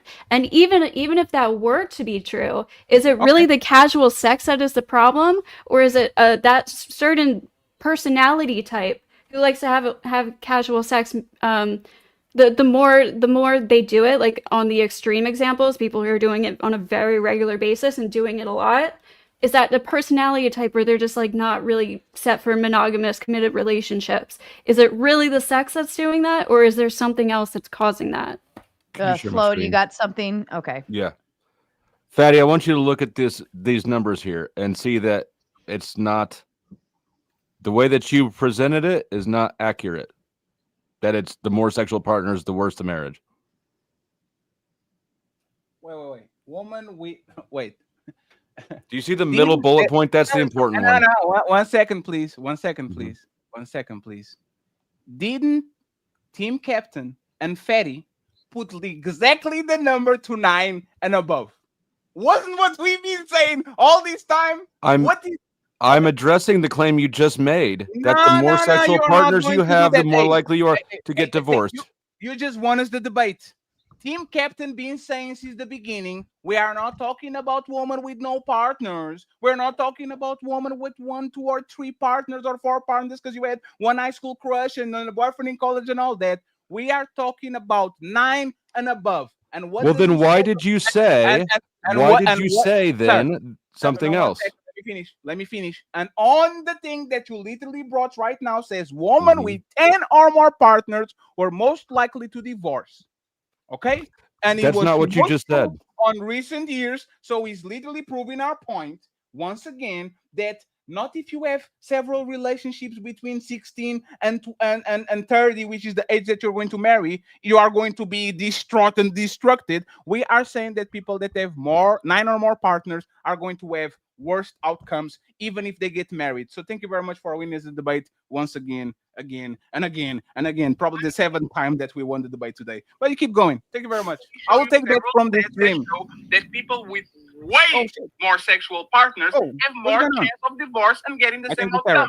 Even if divorce is bad, I can tell you and explain to you that having less partners will actually keep your marriage stronger and for more time than you having multiple partners, and then you decide to get married and then you get divorced.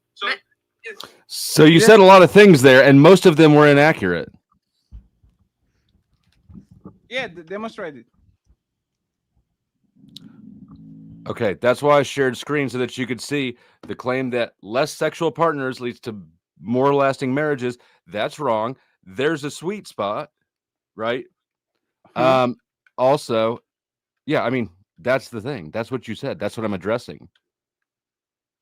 That's why I pulled up the stats so that you could see that you're wrong. Do you understand how? Do you understand how what I just showed you on the share screen demonstrates that what you just said there is wrong? Flow state, respectfully, right? Let's have a little bit of a common sense conversation right now, right? Okay. If a woman like gets active at 16, and I'm being generous, right? 16, and she marries her husband at 29. Having 7 sexual partners, a lot of times it's not going to be casual sex because she actually has time to meet these 7 people, like these 7 people, have certain type of attachment to these people. If you actually spread these for 1 decade and a half, a lot of those relationships are not going to be casual because there's a life of a modern person right now. Well, Fatty, maybe part of the problem. Let me finish, please. That's why the number 9 and up, the double digits, is so important. That means, like we were talking before on the beginning of the show, you don't have time to attach to these people. You have 15 years, you are dating 10 people and up. A lot of those people are going to be people that you're not going to attach emotionally or whatever because you don't have time to meet them. That's why the number is dangerous. And it goes to your point. It's about connection. If you are going to date more people than you can fit in the years that you are sexually active, it's very probable that a lot of that sex was with people that you never attached from the beginning with, which actually goes to your point that the problem is not sex, it's connection. That's all. I think part of the problem we're having is that you say so many things that some of them are wrong, and then when I address the wrong ones, you want to act like you only said the right ones. Maybe if you tried. Flow state, if you talk too much and you committed mistakes, I would be rubbing my hands. Oh, talk more. Talk more. If I'm committing so many mistakes, why can't you catch me in one? Huh? What are you talking about? Dusty, he's not. Hold on. Where he's the not, fuck were he's you not, the last 30 seconds? Dusty, he's not wrong though. That's the thing. You are correct. There is more nuance. That it's not a direct 1-point correlation, right? Where literally, as you increase the number by 1 of sexual partners, you decrease your or increase your divorce rate or whatever. But that is absolutely still a positive correlation. If you're talking about those numbers, imagine you're plotting it out on a graph, right? You have 0 to 1 sexual partners. They're having the lowest divorce rate. You have I understand the 2, direction they jump up, heading. they have a higher divorce rate. It's still a positive correlation. Literally, that is literally what it is. If you could look at this visually. So he's not wrong. You're just adding some nuance to it, but it's absolutely a positive correlation. What he said is that there's a positive correlation between number of sexual partners. It works in the reverse too. Hold on, Dusty. The statement. Hold on. Let's mathematically do about the 5 statement more works minutes and then we'll wrap up. Okay, because it's getting circular.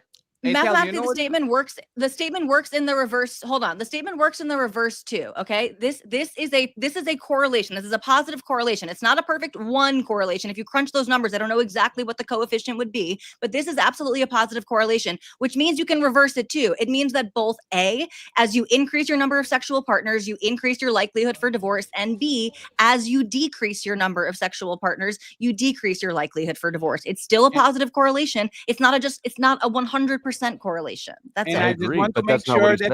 It probably isn't even. It might not even be a causation. Hold on. Go. We didn't say causation. We said correlation. I know, and that's what I'm trying to say. I'm trying to say you're trying to say it's a correlation, and all my point is that doesn't mean that there is a causation, which I know you didn't say. You said there was a correlation, but my point is it's probably not much of a causation. Just because there's a correlation doesn't mean what is your point though? Because we're talking about the correlation between these things. The prompt speaks. I'm saying it's not that important. I don't know why we're distracted over there. If you're trying to say casual sex is a detriment to society, yeah, sure, you can point out a correlation, but what is the causation? We're talking about a very specific statistic. that the two And of them by- are and by- arguing I about. understand, yo. And by the way, Jesus. Flo State, I just want to point this out to everyone that you keep accusing Andrew Wilson and the Crucible of being bad faith debaters for picking one technicality and turning the debate around by saying, you didn't say 9, you said 3 plus My 6. point is to And tell me now- the and now all causation, of a- because and that's now what the all of a debate is about. And now all of a sudden, when That he's is not losing what the I'm debate, criticizing them for. and That now is all of not a my sudden when criticism. he's losing the debate, he doesn't understand probability. That's not my He's criticism of He's them. nitpicking if I said 6, 9, or 11. That's literally his point. So, Flow State, I will make sure that I remember this every time you're talking shit about the other people. Because when Fatty. you're losing, you do exactly the same. Fatty, you cannot find one example of me criticizing them for that reason. Because I don't criticize them for that reason. Can I use Let's ChatGPT? go ahead and Yeah. maneuver. Can I? Okay. All right. Let's go ahead and maneuver, if you guys don't mind, because I think we're kind of at a stagnant circular point, and I'd like to just maybe bring up some new voices to offer something additional to the panel. If everybody's You want agreeable to to get more that, partners in here? Let's do it. if everybody's agreeable to that, I'd like to maneuver that way, because we're getting circular. Hey, Sarah, can you bring Yes. somebody that knows math and knows probabilities versus possibilities, please? That would be great. Matt? Calling all economists, calling all statistics. Oh, wait, that's me. Statisticians. Please come to the front. Thank you. You're wanted on aisle 6. Ghosty, if you'd like, I'd very much appreciate your closing statement, please. Okay, so yeah, you could say that certain people who engage in casual sex end up depressed, regretting it, blah, blah, blah, blah, blah. You can say the same exact thing about relationships. People who get in relationships end up with bad mental health outcomes, get depressed, make bad decisions, regret it, especially, blah, blah, blah, blah, blah, blah. That doesn't mean it's a detriment to society. I think the framing, I do agree that there is like a toxic, unhealthy framing of sex in general, but that doesn't mean that's not the actual sex, it's the framing of it. So I do believe that casual sex in general inherently is not unhealthy or toxic or bad to society. People can abuse it as if they can abuse anything in life. But in general, I think it's healthy to experiment casually in sex when you're young, if that's what you want to do. Obviously, like, don't force yourself into it, don't feel pressured into it. If you want to do that, there's no inherent harm. Plenty of people do this. Like, I would say the majority of people today probably engage in casual sex. Yes. And I yeah, people are still ending up in relationships, having kids, getting married. And people have always done this. So yeah, I just don't. I don't think they've proved the actual detriment to society or the harm. And the majority Hold on. It is her closing statement. Oh, it's closing statements then. Yes, thank you. Are you Sorry, done? Ghosty. Yeah, that's it. Paul, I wasn't a good winner. I was a sorry winner. Sorry. Wiener. Winner. Dusty, to you, please. Yeah, so I'd like to point out a couple things. I'll make it brief. One, winners don't have to tell you they're winners, just like alpha males don't have to claim they're alpha males, or any other sort of self-brag. You don't get to choose your own nickname. You don't get to designate yourself the winner and prance around, and it's normally losers that do that. But what I would point out is that during this debate, they couldn't even establish that casual sex is worse than the alternative, than a lack of casual sex. Given the fact that we're not connecting in society in an ideal way. So certainly if they can't establish that, they didn't establish that casual sex is ruining society. I'm done. Thank you, Dusty. And Fatty, to you, please. I want to thank my team captain for fucking them up royally for like 2 hours. Crazy. Ghosty and Flow State did the same thing. Flow State again misrepresenting the opposition by saying either we have a lot of sex or we have none. It's not the middle term of a moderate thing. And Ghosty says it's not alcoholism and drinking and driving is a problem. Is the manufacturer, is BMW putting pedals that I can push while I'm drunk that's actually going to run somebody over. Like, drinking is the problem. Drinking never ran over nobody. I can drink a ton, and the thing that is going to happen is me and my car are going to go through some people, and it's going to be nice. And you can put the correlation between drinking and running over people, because it was not it was not Carlsberg or whatever beer company that actually run it over. It was me and my car. That makes no sense. Every time you put yourself inside of that car and you drank before, you have a higher chance and probability of running something over. You might not run ever somebody actually in real life, but the reality is worse for society that we have a bunch of drunk drivers in the roads, even though they didn't run nobody over. So I will say the same thing with sex. It might not be the sex per se, because the sex and people, but if you actually get and engage in casual sex longer enough, and you keep staying on that casino, and you keep rolling your dices and trying to get a better end, there's a high chance that you are going to fuck it up, because either you're going to meet the wrong person or going to bet on the wrong end. That's all I'm saying. Easy win. I know, Flow State. We don't dictate our pronouns, but your stripper name was Flow State, and now you're Power Dusty, so you definitely can dictate exactly how people name you and call you. So yes, King I was Fatty in college. and the team captain Talibotz. Shut up and let the queen speak. Thank you very much, Flow State, and go Sip harder. Thank you very you. much. Thank you, Fatty. Tally, to you, please. Thanks. Yeah, well, this was fun. I think, frankly, unfortunately for the other team, there is a lot of agreement that there can be negative consequences to casual sex, to hookup culture. They wanted to fight people who are much more extreme than Fatty and I. We are not proposing that anybody is a sinner or a morally bad person if they end up having a one-night stand. We're not saying that people should feel shame about their sexuality and that they should be saving themselves for marriage or anything like that. We are saying that the average person is happier and healthier when they are having good, passionate, loving sex in a committed relationship with someone who knows them, respects them, knows their body, and wants to make them feel good and is committed to them. We are saying that it's better for society when children are raised by both of their parents. We are saying that it's better for society when people are not spreading STIs. These are all reasons that are not based with moral judgment and moral loading why having more casual sex, why engaging in hookup culture is a net negative for society. Saying that people who engage in healthy, long-term committed relationships also sometimes feel depressed is not a counter to that, because the prevalence rates of these things are completely lopsided. We are talking about more than 2/3 of people who report engaging in casual sex reporting feeling regret around that encounter, report elevated rates of mental health. And for this reason, on the individual level and the societal level, casual sex is a net negative. Perfect. Thank you. And I'm going to go ahead. I know Angry Man's ready to jump on here, but I'm going to go ahead and drop the link into the chat for anyone who would like to go ahead and jump backstage to prepare for open panel.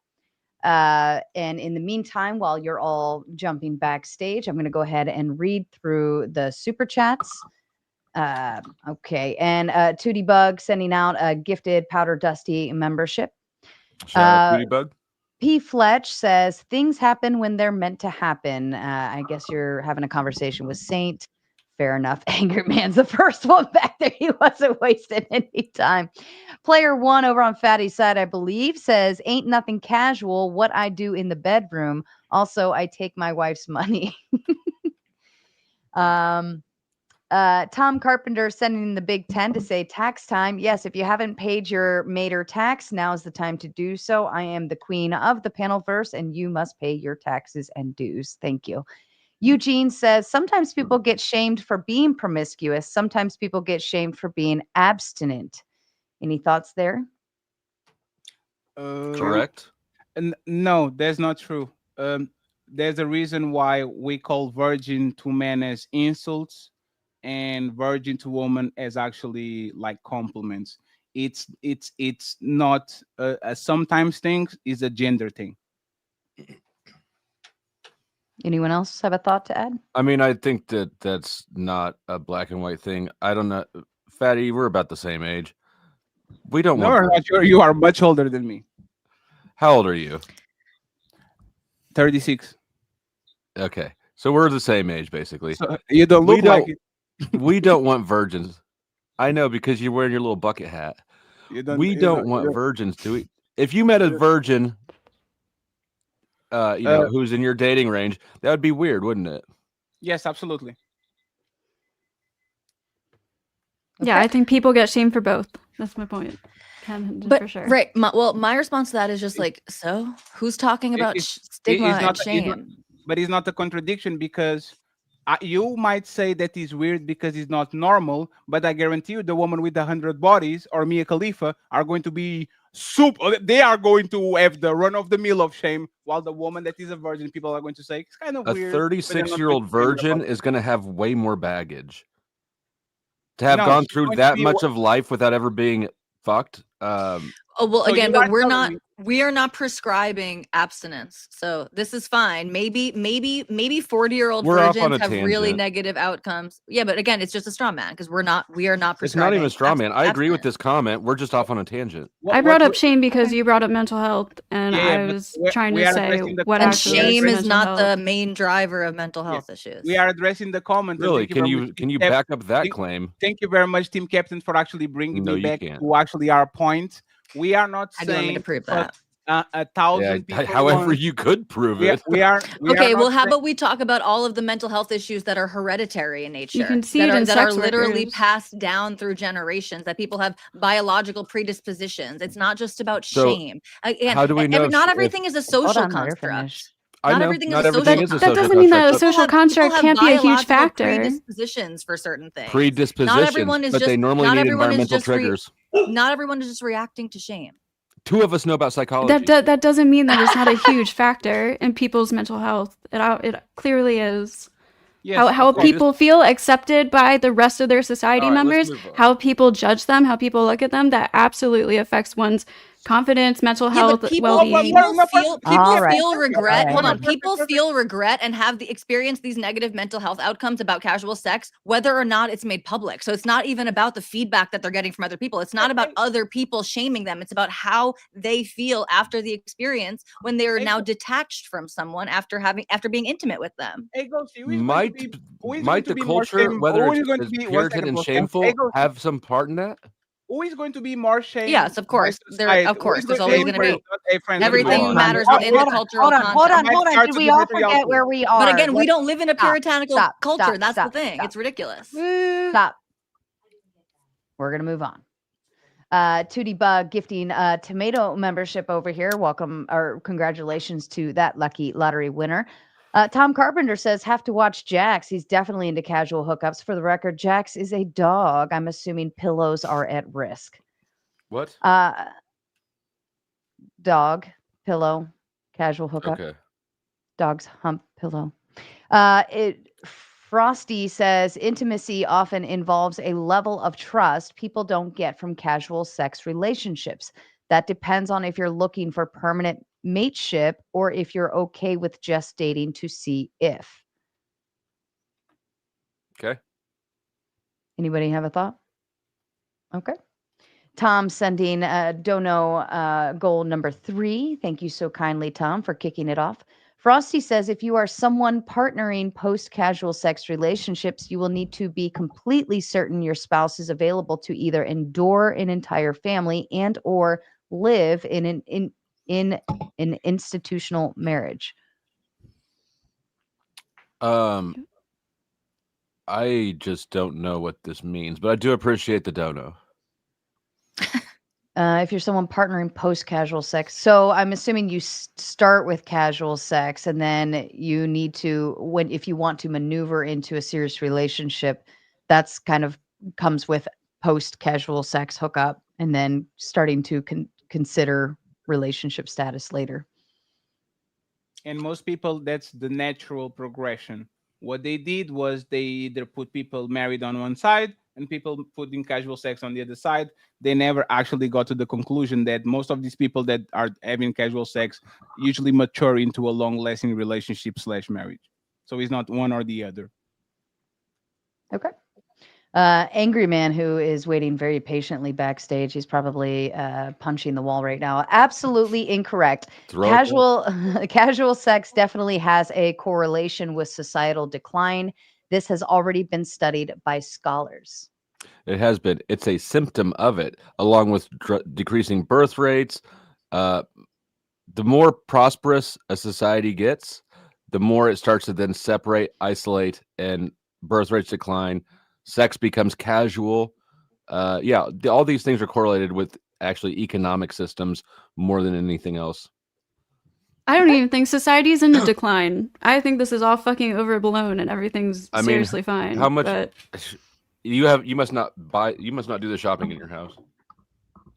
Society doesn't have to be in decline for casual sex to be a net negative on society. Ruining society. He's saying that degrading it has in some way. So another straw man. The prompt is casual sex is ruining society, meaning it's making it worse. Doesn't mean that society is ruined. Okay, he's saying that it has casual sex definitely has a okay. It's like saying Ghosty is ruining the party. It doesn't mean that the party is ruined. So you guys don't think casual sex has ruined society? It is ruining it. No, it's on its way. It's making it worse. Can we go with? But it hasn't ruined it yet. Don't you think that attempts to stop casual sex, we didn't say that. The more draconian the enforcement of stopping casual sex, that is really a bigger harm to society, right? Would you agree with that? Wait. What? Think about like some of the cultures in the Middle East and how they would respond to casual sex. Don't you agree that that's more harmful than just allowing casual sex? How? Stoning to death? Or just personal freedom. Okay. So me letting a person indulge into their vices and drink until they become alcoholics, until they get cirrhosis and all that is better for society than tell this person not to drink? No. Letting people fuck who they want is better for society than executing people who have sex outside of marriage. Agreed.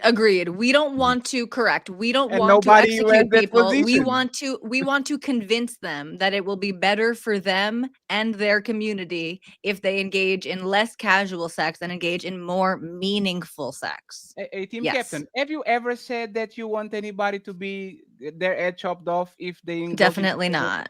Oh, so he's not talking to us again. Definitely not. That's great. Well, That's crazy. I'm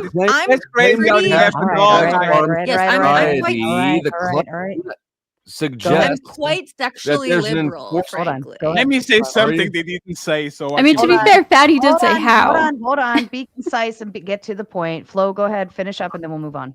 I don't even remember. My opponents are clearly retarded. Thank you. Tom Carpenter sending donor number 5. Proud supporter of the Mater show over here.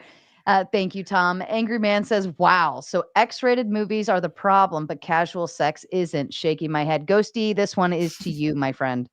Yeah, I do think that the porn industry has rotted a lot of people's brains about sex. And then that is obvious going to lead to how they end up having sex, which means they might regret sex more. Yes. But that doesn't have to, yes. I'm saying the problem stems.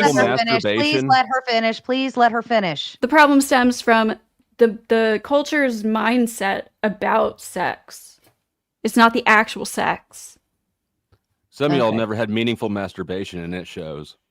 Yes. I'm not blaming all porn. I'm not against all porn. I am pro meaningful masturbation. Yeah, right on. Agreed. The point is, the point is between going to war or play Call of Duty. It sounds like you are saying, yeah, going to war is not a problem. Call of Duty is the thing that makes these kids be out. It makes no sense. The real thing comes with way more problems than something that you'll never touch, that you can impregnate, that you can catch STDs, that you can attach yourself to. Of course, it's going to be way more problems if you actually look at the casual sex, because you are literally exchanging fluids and going through that situation. So right. Well, Fatty and I are basically saying life's not fair. You know, like it sucks that you can't just do the thing that feels really good in the moment without having all these potential negative. It's like what Fatty said if he's dropping his kid off to college. It's like, it's not fair that women really shouldn't walk by themselves late at night, you know, in a dangerous neighborhood. That's not fair on the woman that she has to reorganize her day and change her plans or whatever to make sure that she has someone to accompany her. But it's very good advice because that is dangerous. Fair or not, these are the realities of life. Exactly. I'm not denying that there's risk factors to having casual sex. I'm just saying overall. And those risks are yes, you are. There's risk factors to literally everything. There are risks to literally everything. Yes, and the risks are higher. And that's so what we everything set is out a to do, detriment and to we did. society then, I guess. Everything's risks harmful are because higher. everything's a risk. Driving is a risk. It's bad for everything's relative. society. Girls, you All right. were the Everything's only person that relative. said on this debate that was no bad sides about having casual sex, and now you are changing your tune and saying there's some risks attached to it. That was what Casual sex increases the that's what likelihood was that you'll Jim slip into the Shepard wrong was hole and it saying. will. People die in All car right, we'll move on. crashes. I'm not gonna say All right. cars Here are we bad. go. Here we go. People die in car Okay, crashes. okay. Tom Carpenter says Dusty needs to explain how mental issues cause you to get stuck during ... If you drop something under the couch and then your stepmom reaches to get it and then she gets stuck, right? That could lead to increased promiscuity, is all I was Fair enough. saying. The Dark Lake says Fatty is talking about probability when it comes to sexual encounters. Based on the number, he's right. Any disagreement? I don't want to go over this again. Fair Yeah, enough. I'm gonna pass on it. The more people you meet, the more danger you're in. I guess you're more not the more danger you're in, the more likely you are to meet a psychopath. Okay, that applies to and that's dating worse, as well. and, yes, and it's a bigger risk if you're naked with them in a closed area, right? Or it's a bigger larger risk if you're dating them, like in a committed relationship. But getting to know that person first. Psychopaths don't do that. It's not more people that you meet. It's more people that you allowed inside of your mouth. It's very different. It's more people that you allow inside of you. It's more people that you allow to pull your hair and to choke you and to do all these things that might actually hurt you. So it's not about meeting. It's about this person. Like you have a choker, Ghost. How is it that you asked me who hurt me, but not him after this? I don't know if you are into that, but I will assume that if I know you who have hurt enough Fatty, that's sexual why. partners, you are going to find out a man that loves to Was it choke you? a woman while he's actually in the act. That puts you in more danger. Absolutely. Go ahead. You got it. All right. Angry Man says, so basically, because people with a driver's license get into accidents, we should let people drive without licenses. All right. I don't know how that's a good analogy. That's not what we said. People are good drivers. I feel like that's the opposite of what we're saying. No, but again, the point is just because there are also some negative outcomes for people who are doing the right thing and abiding by, the optimal rules doesn't mean that we can't make a comparative analysis about what is worse. Okay. Here's a good comparison. So because we make people have licenses to drive a car, we should make them have licenses to have sex. Is that what Angry Man's saying? No. I guess my point is I don't think it is worse. What? I don't think there's all these detrimental outcomes in people's lives because they're having casual sex. I know it happens, but I don't think on average you people's just don't lives care about any of the statistics that we ran through and like all of the different. I understand your statistics. Some people get depression and regret sex. I'm saying that isn't an overall detriment to their entire life and then therefore society. Like people might have bad experiences in their life and then they get over it. How is that not a detriment? How is elevated levels of depression not worse than non-elevated levels of depression? I mean, it's just so simple. Depression. We're not saying it's depression the worst comes thing in from the entire world. depression comes from so many different things. So you could just Sure, say this and there's about an increased- anything. Okay, but we're talking about this thing, right? This is not a Y'all debate need to about get what is the laid. worst thing in society. But then you would have to say that everything is a harm to society because anything can cause depression. It just doesn't make I would sense. even go as far again, as you can make a saying that- comparative analysis. Some things are worse than others, and that's the argument that we're And I don't making. think it is. I don't think But you can say you that. Say that it is. You're just saying it's not that big of a deal because ladies. other things are also bad. We agree to disagree It's a on bad that argument. one. Thumpy Weevil says sex could be passionate for one person and casual for the other. I wanted to throw this thought process into the mix too, because there are some women who, I'm assuming women who may have like a casual encounter and believe it's feelings and mushy and gushy and think that they're actually having something more than what it actually is. This is a stereotypical thought process of, he said he would call me tomorrow. Oh my God. And then they're all butthurt and so on and so forth. So I get the casual sex portion would be a bad factor, but they're not believing it's casual. They're believing it's long term. So I wanted to give you the opportunity to throw a thought in there real quick. Even if a person catch feelings, that doesn't change the fact that it's casual. How they believe it is, what they believe, right? Absolutely. Going into it. They're thinking it's if I like somebody and somebody likes me, right?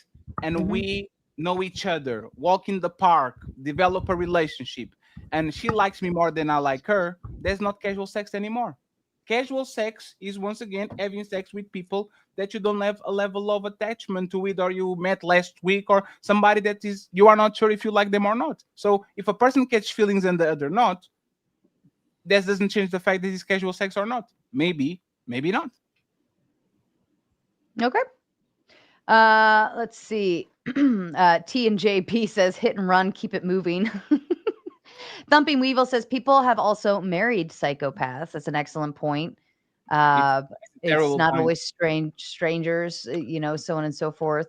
People end up women not, love I don't think psychopaths. I don't think it's the majority, but I think it is a possibility, right? Daniel says, doomed if you do, doomed if you don't is what I'm garnering from this debate. Anyone want to throw a quick thought So you might as well do the thing that's more fun, which is fucking. No, because it's not more fun. It's actually not more fun. Again, it's actually not more fun to have casual sex. People report higher levels of satisfaction with the. No, we're not saying have no sex again. Well, look at the comment. Look at the comment. Look at the comment. If you do, if you don't. I was responding. If you do, if you don't. And team Sure, captain. fine. Well, then this person also is completely straw manning. We're not saying don't have sex. Oh, everybody's straw manning today. We're saying people have better. We're saying people have better Look sex at all the when they are having sex with someone. I mean, again, this agree. is what people. But okay, so there we go. But again, it doesn't mean it's a harm. Better to not have casual sex. It doesn't. Just because something is better, it doesn't mean that something else is a harm. It means that the other thing is worse in a comparative. It doesn't mean it's harmful. Just because something's better doesn't make it not harmful. Then you would have. Then you have to convince us that all of the things that we listed before are not actually harmful. The person that made the comment made it the zero-sum game. It's not a zero-sum game. Our position is moderation. If you practice sex with moderation, with people that you actually like, does oral count? I'm aware of this. Nobody's going to shame you. Nobody's going to say, "Look at you having sex 173 times with the same person." Nobody's saying that. Let's move on and make it a little more quicker on your responses. Everyone gets one quick response, and then we've got everybody waiting backstage to come play as well. Tom Carpenter says, "Be like Tom, just say no more." Thank you, Tom. Daniel says, "At this point in our timeline, Aldous Huxley's Brave New World has come to pass. Sex is purely recreational." I would be agreeable to that. Anybody disagree with that? Yes, kids don't come from sex. It's recreation only. Nothing happens from sex. Relationships don't bloom from sex. Well, hold on. Maybe I don't know what you mean. Hold on. I'll add some pushback to that because I think it's like almost 50% of kids are unplanned. So that means they were participating in recreational sex and oops, a baby happened to come from that. Oh, right? that's what you mean. Okay. So, Sarah, what is purely? Means that is pure, right? Means that is 100%, right? Yeah, I think that's what I was getting at. Is I don't think all sex is like that. Purely means that it's only used for that.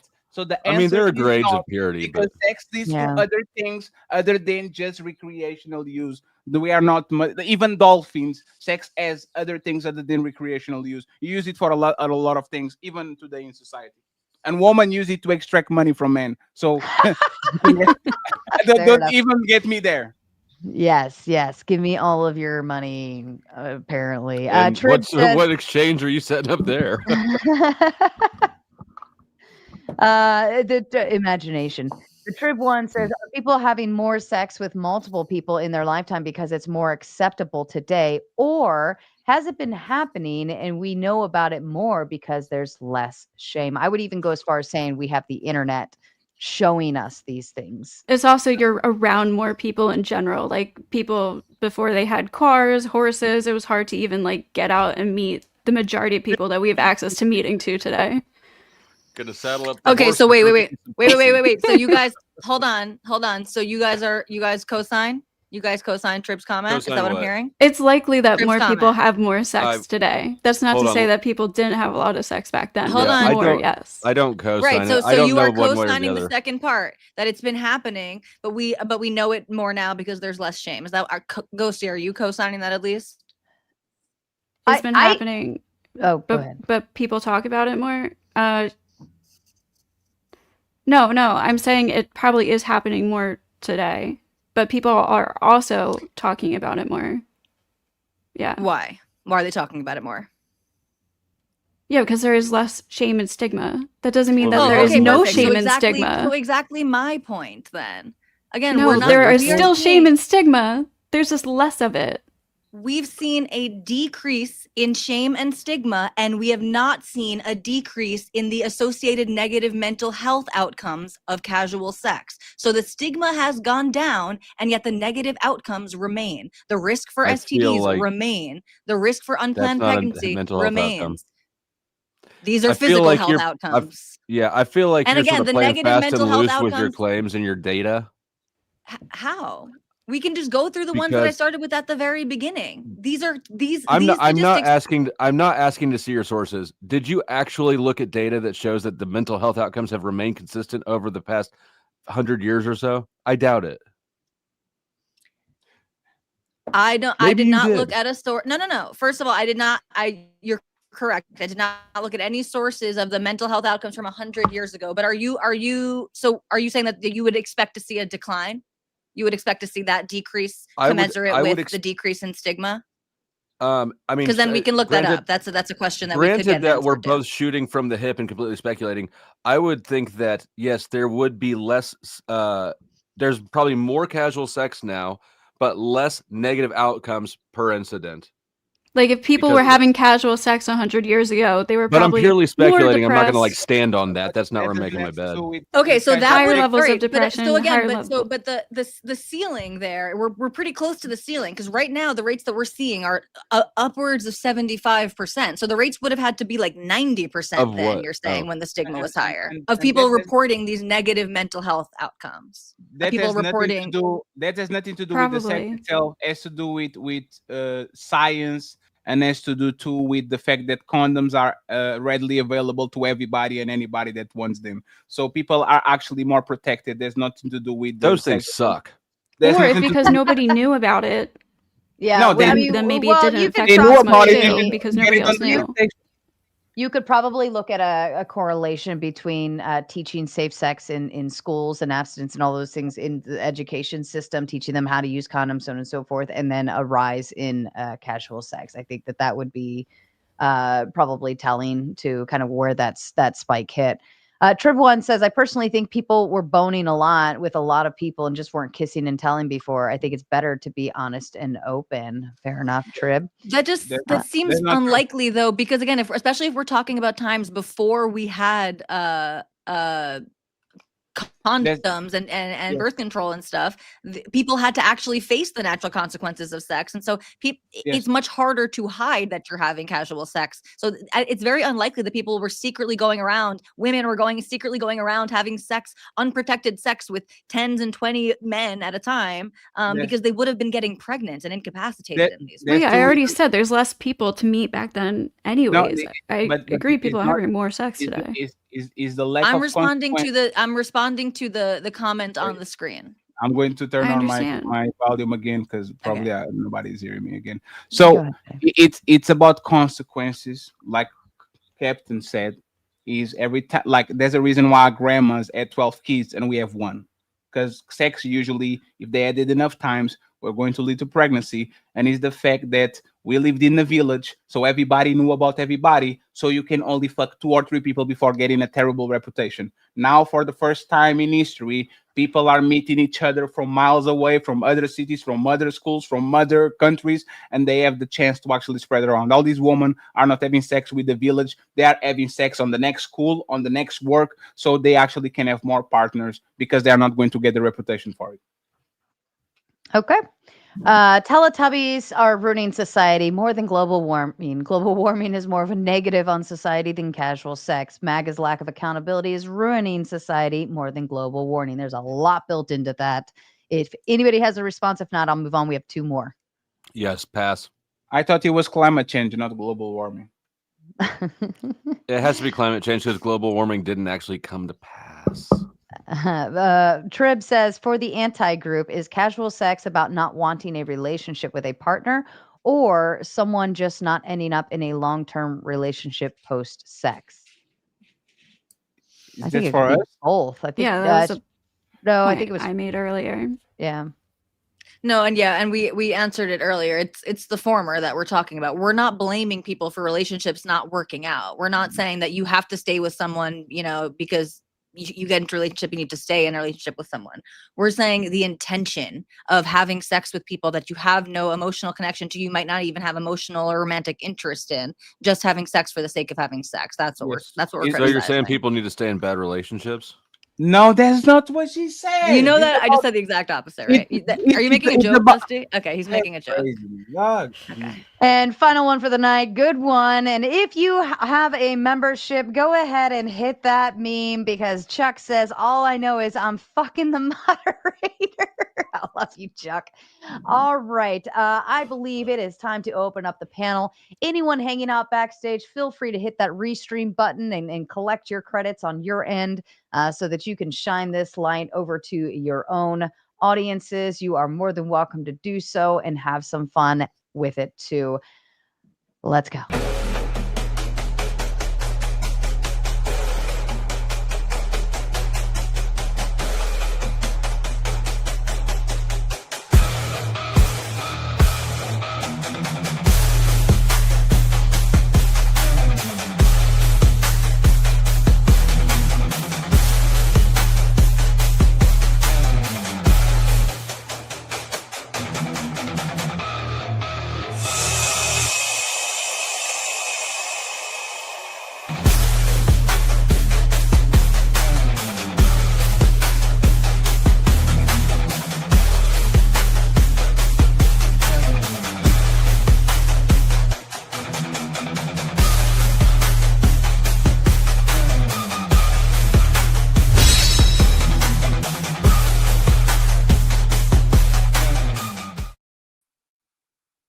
All right, everyone, welcome up to the Raging Tomato. All familiar faces here. James, I haven't seen you in a while. Welcome back. Angry Man has been coming and tearing up our open panels like it is his new job. I'm very excited. He's back for one more. I am officially making Angry Man untouchable as well as the top four on the panel. Anyone else can be booted. I do have Clay waiting patiently backstage. And again, you are all welcome to dual stream if you so choose. My rules here are keep your interruptions to a minimum. If you start getting on my nerves with them, I will start putting you to the back just because I feel like it, or I'll tell my chat to just pay to boot you because they like to boot people for fun on my behalf. Let's go ahead and kick it off. Angry Man, I know you're stewing. Do you want to go ahead and add in your initial thought here? And by the way, Sarah said that you are untouchable, Angry Man. So you have to say the Yes. untouchable empire, baby. Oh, and for the record, the gauntlet is now live. We're going to be shifting over there in about 2 minutes. If you already know where you're going, start making your way. All right, Angry Man, take it on. So, besides the fact that Dusty and Oh yeah, I'm turning. I got him. besides the fact that Dusty and Ghosty just got decimated, you sat there and said that nobody substantiated the point that causes societal decline. It absolutely does. It's already been proven that whenever a society engages in monogamy and stricter rules around sexuality, that's when that society becomes more expansive in every category, when it comes to art, when it comes to economics, when it comes to architecture, when it comes to everything. And in the moment, this is typical in human behavior. The moment that we reach a peak of the society, that's when we start getting loose with our rules around sex. And that's when you start to see the decline of that society. That's already been proven through countless cultures. Then what the fuck is America? Hold on, let him finish. The fact that you're sitting here being purposely obtuse, like you really don't understand the stuff that I was saying in the chat room. Like the analogy about the driver's license was very simple. A freaking trained monkey could understand that analogy. It is very I got simple. it. It just sucks. Just because a person who has a license to drive a motor vehicle can get into an accident and take someone's life, that doesn't mean that we should just let anybody drive a damn vehicle. Because your entire premise is, well, people have bad outcomes in structured relationships, so we should just have casual sex. That is the dumbest shit I've ever heard in my life. That was not my argument, sir. And by the way, that's exactly what you said. No. It wasn't. You literally said that. I've been sitting here watching the whole time. Yeah, it was and a I took counter-argument. notes, so I know you said it. Now, here's the other thing. You're mischaracterizing it. The fact that you said, look, Ghostly, here's the reality. The world could be on fire outside and you wouldn't know it. Let's just be real about it, okay? You're a smart frog sitting in an ever increasingly hot pot of water. You don't know what you're talking about, okay? Why is it that the more liberal societies are the more successful ones? Dusty, I got you in a second. The society is already in decline. Okay, Yes, and then the last thing I'll say, and then Dusty can freaking have it, is what you said about freaking porn. That's ridiculous. The reason, the reason why you want to bring up the stigma around porn? Because women are the ones that actually have more access to sex than men. So men who will use porn as a way to satisfy their needs because they don't have as much access to sex as women do, you look down on that, but you encourage women having casual sex. You know why? Because that's a situation where you have the upper hand as opposed to the men. You're down on the porn side because that gives men the upper hand to not be chasing around women and having to worry about freaking rejection. And by the way, Dusty, Powder Dusty, the thing you said about incels. First of all, in a traditional society, you wouldn't have incels. So that was a moot point, my friend. And before you respond, Dusty, I'm going to shut down the Raging Tomato side officially now. Please feel free to move over to the Gauntlet to continue watching Open Panel. We'll catch you over.